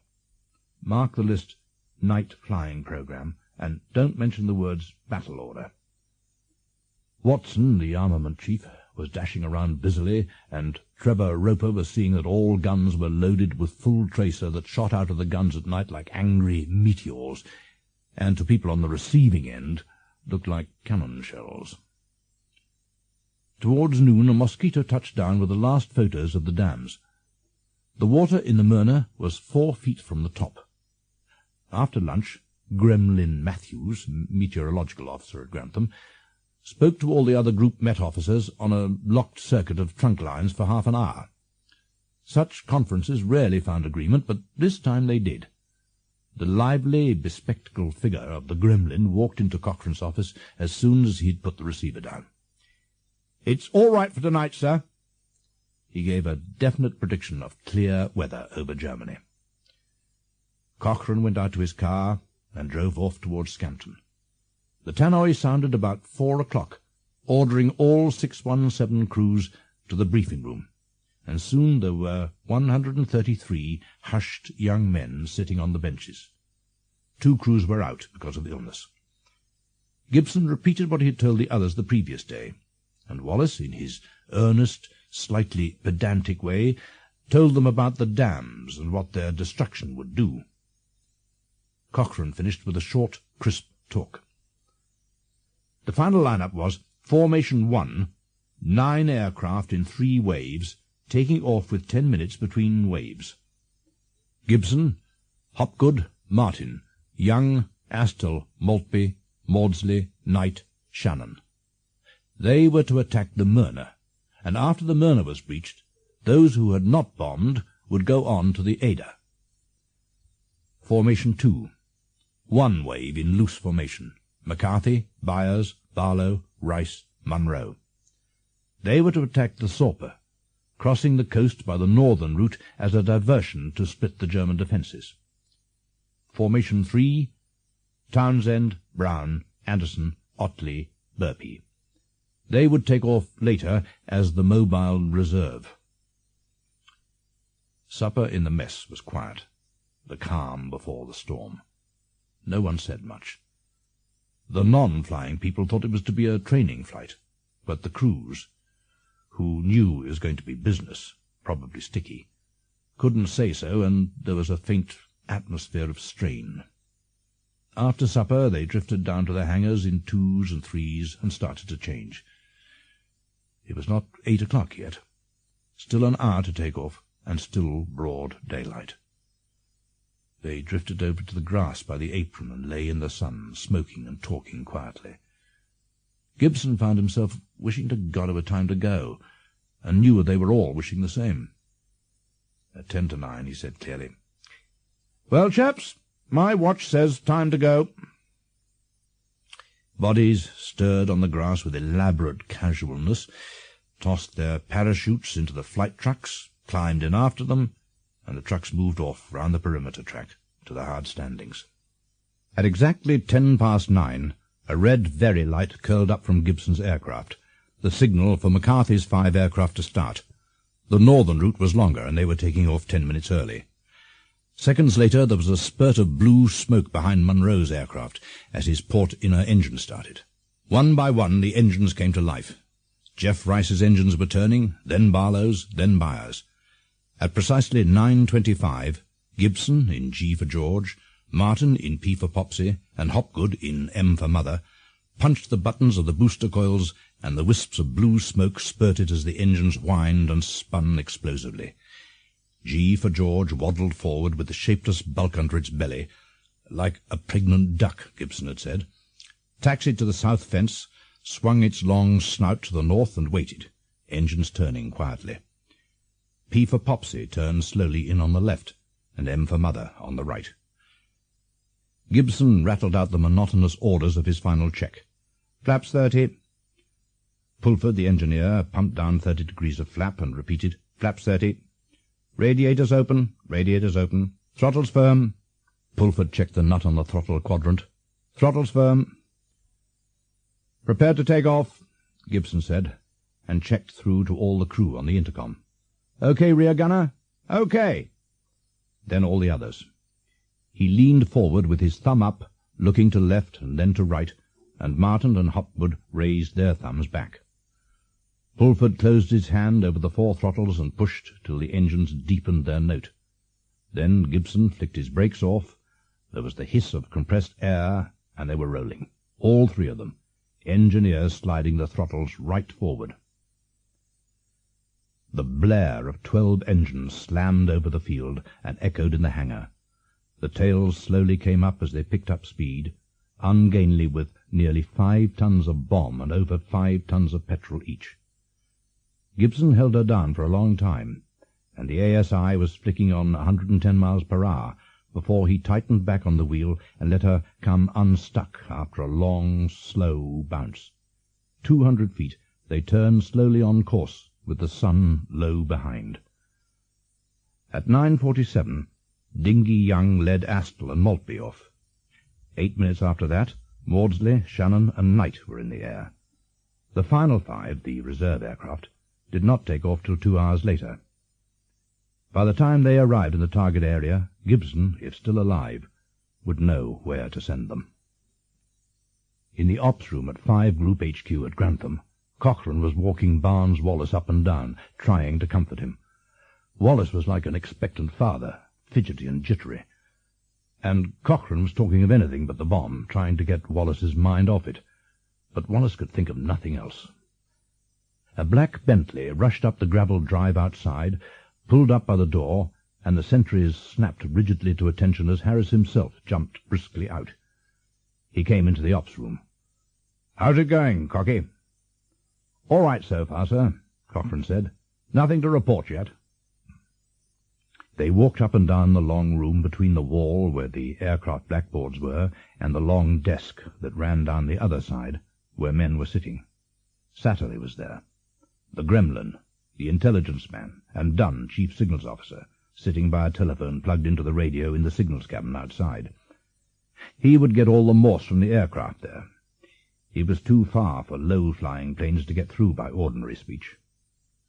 Harris and Cochrane talked quietly, and Wallis was walking miserably with them, but not talking, breaking away every now and then to look at the big operations map on the end wall. The track lines had been penciled in, and he was counting off the miles they should be travelling. It was 10:35 when Cochrane looked at his watch and said, "They ought to be coming up to the Dutch coast now." The sun had gone, and the moon was inching higher into the dusk, lighting a road ahead across the water. Outside the dancing road, the water was hardly visible, a dark mass with a couple of little flecks. Terham said, 5 minutes to the Dutch coast, and the crew snapped out of the wordless lull of the past half hour. Martin and Hopgood eased their aircraft forward till the black snouts nosed alongside Gibson and veered out to make a wider target, their engines snarling thinly in gusts above the monotonous roar in G for George. Flying so low, just off the water, they seemed to be sliding very fast along the moon path towards the waiting flak. Spafford said, "There's the coast."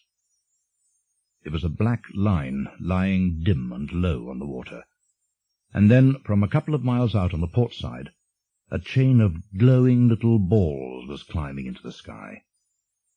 "Flagship," said Martin laconically. The shells were away off, and he ignored them. The sparkling moon path ended abruptly. They tore across the white line of surf and were over enemy territory. "New course 105 magnetic," Terham called, and the 3 aircraft swung gently to the left as they started the game of threading their way through the flak. The northern wave made landfall about the same time, sighting Vlieland and turning southeast to cut across the narrow part and down over the Zuyder Zee. The dark spit was so narrow they would see the water again in about 30 seconds, and have another 70 miles of comparatively safe water. But without warning, there were flashes below, and up came the fiery little balls. Munro felt the shock as they hit the aircraft, and then they were past and over the water again. Munro called on the intercom to see if the crew were all right, but the earphones were dead. He flew on several miles, trying to fool himself they could still carry on, but it was no good, and he knew it. Without radio, he could not direct his crew or get bombing instructions. Swearing, he turned for home. Inside the Zyder, the water was dark and quite flat, treacherously deceptive for judging height. Jeff Rice slipped down a little to level at 60 feet by his belly lights, but the lights were not working properly and lured him lower as he tried to get a fix. A hammer seemed to hit the aircraft like a bolt, and there was a tearing roar above the engines. Rice dragged her off the water, but the belly was torn out of her, and the bomb had gone with it. The gutted fuselage had scooped up a couple of tons of water. It was pouring out of her, and the rear gunner was nearly drowning in his turret. Marvellously, she still flew, but was dropping back, and when they found the bomb was gone, Rice turned her heavily back towards England. No one knows exactly how soon it was that the flak came curling up at them again, but there is a report that as Barlow's aircraft hit the ground, the bomb went off with a blinding flash. It lit up the countryside like a rising sun for 10 seconds before it died and left nothing. It was either then or soon after that Byers and his crew died too. Nothing more was heard from him. Only McCarthy was left of the Sorper team.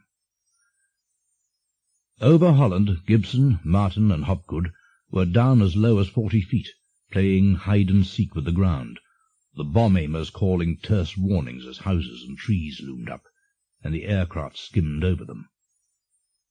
4 miles to port, they saw the flare path of Gilserichen, German night fighter field, and a few miles farther on they passed just to the left of the night fighter aerodrome at Eindhoven.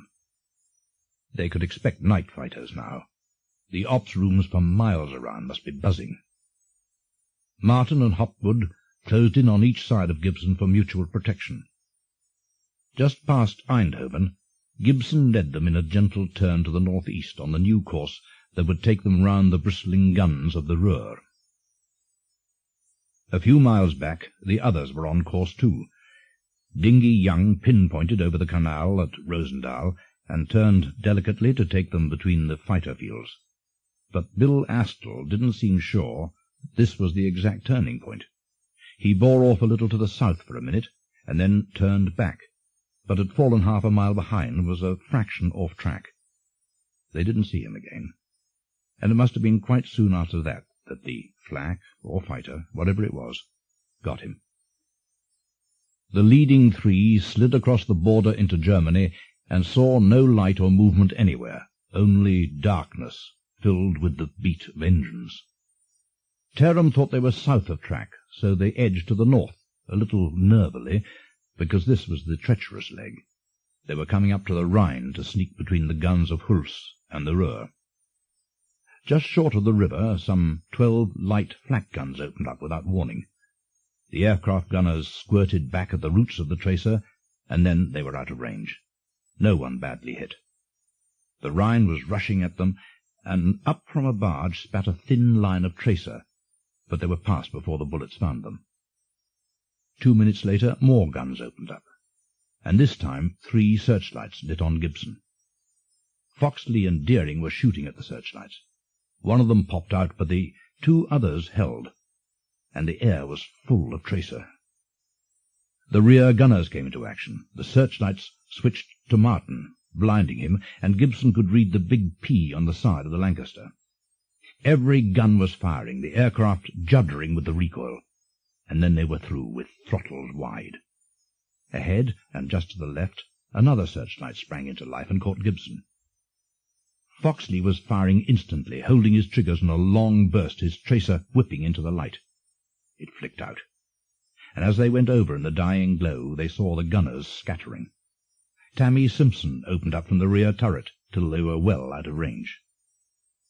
"You can't take prisoners in an aircraft. Gibson swung them north around Ham.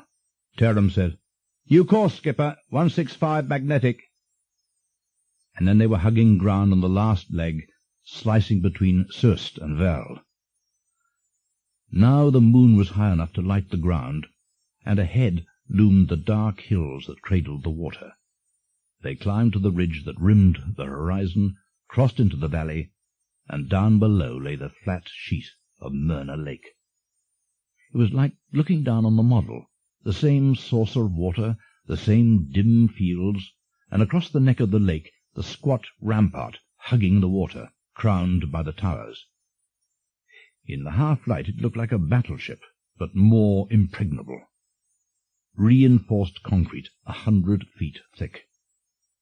The dam came suddenly to life, prickling with sharp flashes, and the lines of angry red meteors were streaming into the sky and moving about blindly as the gunners hosed the area.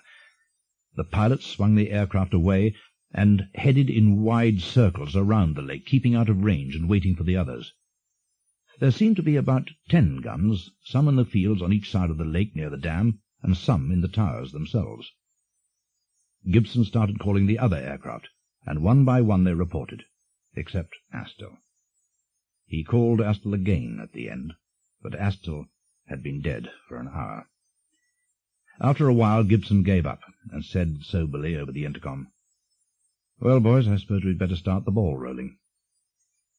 It was the end of the waiting and the start of action, when thought is submerged. He flicked his transmitter switch. "Hello, all aircraft. I'm going in to attack. Stand by to come in on your order when I tell you." He turned wide, hugging the hills at the eastern end of the lake. Bulford had eased the throttles on, and she was roaring harshly, picking up speed and quivering, the nose slowly coming round, till 3 miles ahead they saw the towers and the rampart of the dam, and in between the flat, dark water. Spafford said, "This is wizard. I can see everything." They came out of the hills and slammed across the water, touching 240 now, and Gibson rattled off the last orders. Terham flicked the belly lights on, and, peering down from the blister, started droning, "Down, down, down, up a bit. Steady, steady." The lights were touching each other. G for George was exactly at 60 feet, and the flak gunners had seen the lights. The streams of glowing shells were swivelling and lowering, and then the shells were whipping towards them, seeming to move slowly at first like all flak, and then plunged into them. Gibson said tersely, "Bomb on." Spafford flicked the switch and heard the whine of the electric motor starting back in the fuselage. He could hear it winding up speed, and a vibration grew through the aircraft as the black barrel underneath stirred out of its inertia and started revolving backwards, faster and faster. Gibson held her steady, pointing between the towers. Terham was watching out of the blister. Pulford had a hand on the throttles. Spafford held the plywood sight to his eye, and the towers were closing in on the nails. There was a sudden snarling clatter up in the nose. Deering had opened up, his tracer spitting at the towers. The dam was a rushing giant, darkness split with flashes. The cockpit stank of cordite, and thought was nothing but a cold alarm shouting, "In another minute we shall all be dead." And then Spafford screamed, "Bomb gone!" loud and sharp, and they rocketed over the dam between the towers. A red very-light soared up as Hutchison pulled the trigger to let the others know, and then the deeper, snarling chatter as Trevor Roper opened up on the towers from the rear. It was over, and memory was confusion as they corkscrewed down the valley, hugging the dark earth sightless to the flak. They were out of range, and Gibson lifted her out of the hills, turning steeply, and looked back. The black water between the towers suddenly rose and split, and a huge white core erupted through the middle and climbed towards the sky. The lake was writhing, and as the white column reached its peak and hung 1,000 feet high like a ghost against the moon, the heavy explosion reached the aircraft. They looked in awe as they flew back to one side, and saw sheets of water spilling over the dam, and thought for a wild moment it had burst. The fury of the water passed, and the dam was still there, the white column slowly dying. Round the lake they flew, while Hutcheson tapped out in code to base. In a few minutes, Gibson thought the lake was calm enough for the next bomb, and called, "Hello, M for Mother. You may attack now. Good luck." "Okay, leader. Attacking now." Hopgood was lost in the darkness over the hills at the end of the lake, while the others waited. They saw his belly lights flick on, and the two little yellow pools sliding over the water, closing and joining as he found his height. He was straight and level on his run. The flak saw him, and the venomous fireflies were darting at him. He plunged on. The gap was closing fast when the shells found him, and someone said, "Hell! He's been hit!" A red glow was blossoming around the inner port wing tank, and then a long, long ribbon of flame trailed behind M for Mother. The bomb aimer must have been hit, because the bomb overshot the parapet onto the powerhouse below. M for Mother was past the dam, nose up, straining for height so that the crew could bail out, when the tanks blew up with an orange flare. A wing ripped away, and the bomber spun to the ground in burning, bouncing pieces. The bomb went off near the powerhouse like a brilliant sun. It was all over in seconds. A voice said over the RT, "Poor old Hoppy." Gibson called up, "Hello, Peep Popsy. Are you ready?" "Okay, leader. Going in." Gibson said, "I'll fly across the dam as you make your run and try and draw the flak off you." "Okay. Thanks, leader." Martin was turning in from the hills, and Gibson headed across the lake, parallel to the dam and just out of effective range of the guns. As Martin's spotlights merged and sped across the water, Gibson backtracked, and Deering and Trevor Roper opened up. 6 lines of tracer converged on the towers, drawing their attention, so that for some seconds most of the guns did not notice Martin rocketing over the water. He held his height, and Whittaker had the speed right. They were tracking straight for the middle of the dam between the moon-bathed towers when the gunners spotted them, and threw a curtain of fire between the towers, spreading like a fan so that they would fly through it. Martin drove straight ahead. A sharp "Bomb gone!" from Bob Hay, and in the same instant a shudder as 2 shells smacked into the starboard wing, one of them exploding in the inner petrol tank. A split second of flashes as they shot through the barrage. Tammy Simpson opened up from the rear turret. Chambers shot the very light, and they were down the valley. Whittaker was looking fearfully at the hole in the starboard wing, but no fire was coming. He suddenly realized why, and nudged Martin, yelling in his ear, "Thank Christ! The bloody starboard tank was empty!" Martin shouted, "Bomb gone, leader!" "Okay, Popsy. Let me know when you're out of the flak." "Hello, A-Apple. Are you ready?" "Okay, leader." "Right, go ahead. Let me know when you're in position, and I'll draw the flak for you." Martin called again. "P. Popsy, clear now, leader." "Okay. Are you hit?" "Yeah. Starboard wing, but we're all right. We can make it." The lake suddenly boiled again by the dam and spewed out the great white column that climbed again to 1,000 feet. More water was cascading over the dam, but it cleared soon, and the dam was still there. Dingy Young was on the air again. "A-Apple making bombing run." Gibson headed back over the lake where his gunners could play with fire, and this time Martin did the same. As Young came plunging across the lake, Gibson and Martin came in on each side, higher up, and the flak didn't know where to shoot. Young swept past the dam and reported he was all right. The great explosion was up against the dam wall again, beautifully accurate. But the dam was still there, and again Gibson waited till the plume of spray had cleared and the water was calm. He called Maltby, and in a few moments the mountain of water erupted skyward again under the dam wall. The spray from the explosion was misting up the whole valley now, and it was hard to see what was happening by the dam. Gibson called Shannon to make his attack, and the words were barely out of his mouth when a sharp voice filled his earphones. "Hell, he's gone! Look at it, for Christ's sake!" Wheeling round the valley side, Martin had seen the concrete face abruptly split and crumble under the weight of water. Gibson swung in close and was staggered. A ragged hole 100 yards across and 100 feet deep split the dam, and the lake was pouring out of it. 134 million tons of water crashing into the valley in a jet 200 feet long, smooth on top, foaming at the sides where it tore the rough edges of the breach, and boiling over the scarred earth where the powerhouse had been. In the moon glow they watched a wall of water rolling down the valley, 25 feet high, moving 20 feet a second.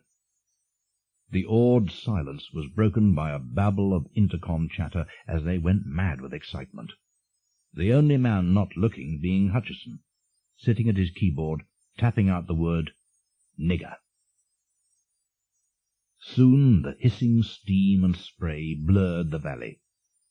Gibson called Martin and Maltby to set course for home, and told Young, Shannon, Maudsley and Knight to follow him east to the Ada. 3 kilometres down the valley from the Mörner lay the sleeping village of Himmelpforten, which means Gates of Heaven. The explosion had wakened the village priest, Father Berkenkopf, and he guessed instantly what was happening. He'd been afraid of it for 3 years. He ran to his small stone church, Porta Coeli, which also means Gate of Heaven in Latin, and began tugging grimly on the bell rope, the signal he had arranged with his villagers. It's not certain how many were warned in time. In the darkness the clanging of the bell rolled ominously round the valley, and then it was muffled in the thunder moving nearer. Berkenkopf must have heard it and known what it meant, but it seems that he was still pulling at the bell when the flood crushed the church and the village of the Gates of Heaven and rolled them down the valley. It went for many miles and took more villages, a tumbling maelstrom of water and splintered houses, beds and frying pans, the chalice from Porta Coeli, and the bell, the bodies of cattle and horses, pigs and dogs, and the bodies of Father Berkenkopf and other human beings. War, as someone said, is a great leveller, but he didn't mean it quite as literally or as bitterly as this. The attack on the Ada Dam was even more fantastic than the Mörner. The breach in the dam was as big, and there were over 200 million tons of water pouring through. The Ada Valley was steeper, and they watched speechlessly as the flood foamed and tossed down the valley, lengthening like a snake. It must have been rolling at 30 feet a second. They saw a car in front, racing to get clear. Only the lights they saw, like 2 frightened eyes spearing the dark, and the car wasn't fast enough. The foam crawled up on it, the headlights turned opalescent green as the water rolled over, and suddenly they flicked out. Hutchison was tapping dinghy in Morse. That was the code to say that the Ada was destroyed. When he'd finished, Gibson called, "OK, all aircraft, let's go home." The sound of their engines died over the hills as they flew west to fight their way back. McCarthy had fought a lone way through to the Sorpe. The valleys were full of mist, so it was a long time before he pinpointed himself over the lake, dimly seeing through the haze a shape he recognized from the model. He tried a dummy run, and found, as the others found before at the Ada, that there was a hill at each end, so that he would have to dive steeply, find his aiming point quickly, and pull up in a hurry. He tried twice more, but was not satisfied, and came in a third time, plunging through the mist, trying to see through the suffused moonlight.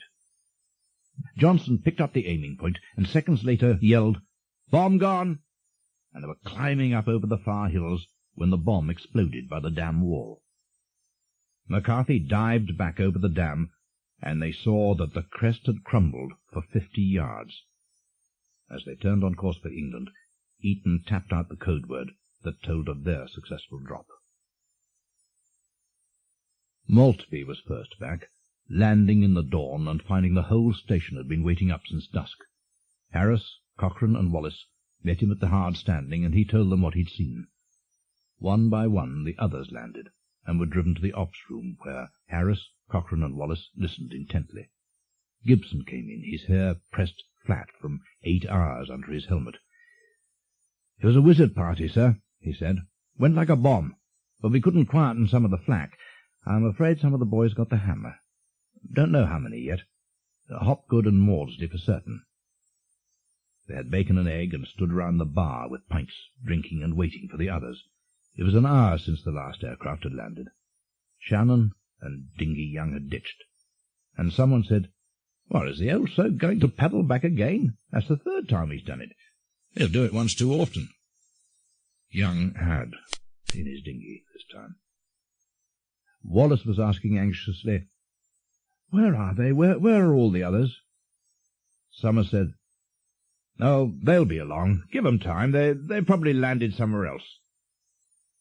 But after a while it was impossible to cover up any longer, and Wallis knew they were all standing round getting drunk for the ones who were not coming back. Except himself. He didn't drink. Martin made him take a half-pint, but he only held it and stood there blinking back the tears. "Oh, if only I'd known," he said. "I'd never have started this." Gibson left the party early, but not for bed. He went over to the hangar to give Humphreys and Chiefy Powell a hand with the casualty telegrams to the next of kin. 56 beardless men out of 133 were missing, and only 3 had got out by parachute at a perilously low height to spend the rest of the war miserably in prison camp. In the morning, 617 Squadron went on leave, 3 days for the ground crews, 7 days for the air crew survivors, except Gibson, who stayed on 2 days to write to the mothers of the dead. He refused to let Heveron type the usual form letter, but wrote them all out in his own hand, different ones each time, 56 of them. In London and in their homes, the crews found they were famous. A recce Mosquito arrived back from over Germany with the first pictures of the damage, and they were breathtaking. The Möhne and Ada lakes were empty, and 330 million tons of water were spreading like a cancer through the western Ruhr valleys, the bones of towns and villages showing lifeless in the wilderness. For 50 miles from the Möhne and 50 miles from the Ada, coal mines were flooded and factories collapsed. At Fritzlar, one of Hitler's largest military aerodromes was under water, the aircraft, the landing ground, hangars, barracks, and bomb dump. Roads, railways, and bridges had disappeared. The Unterneustadt industrial suburb of Kassel, 40 miles from the Ada, was under water, and the flood ran miles on down the Fulda Valley. Canal banks were washed away, power stations disappeared, and the Ruhr foundries were without water for making steel. The communications system feeding raw materials to the Ruhr and taking away the finished weapons was completely disrupted.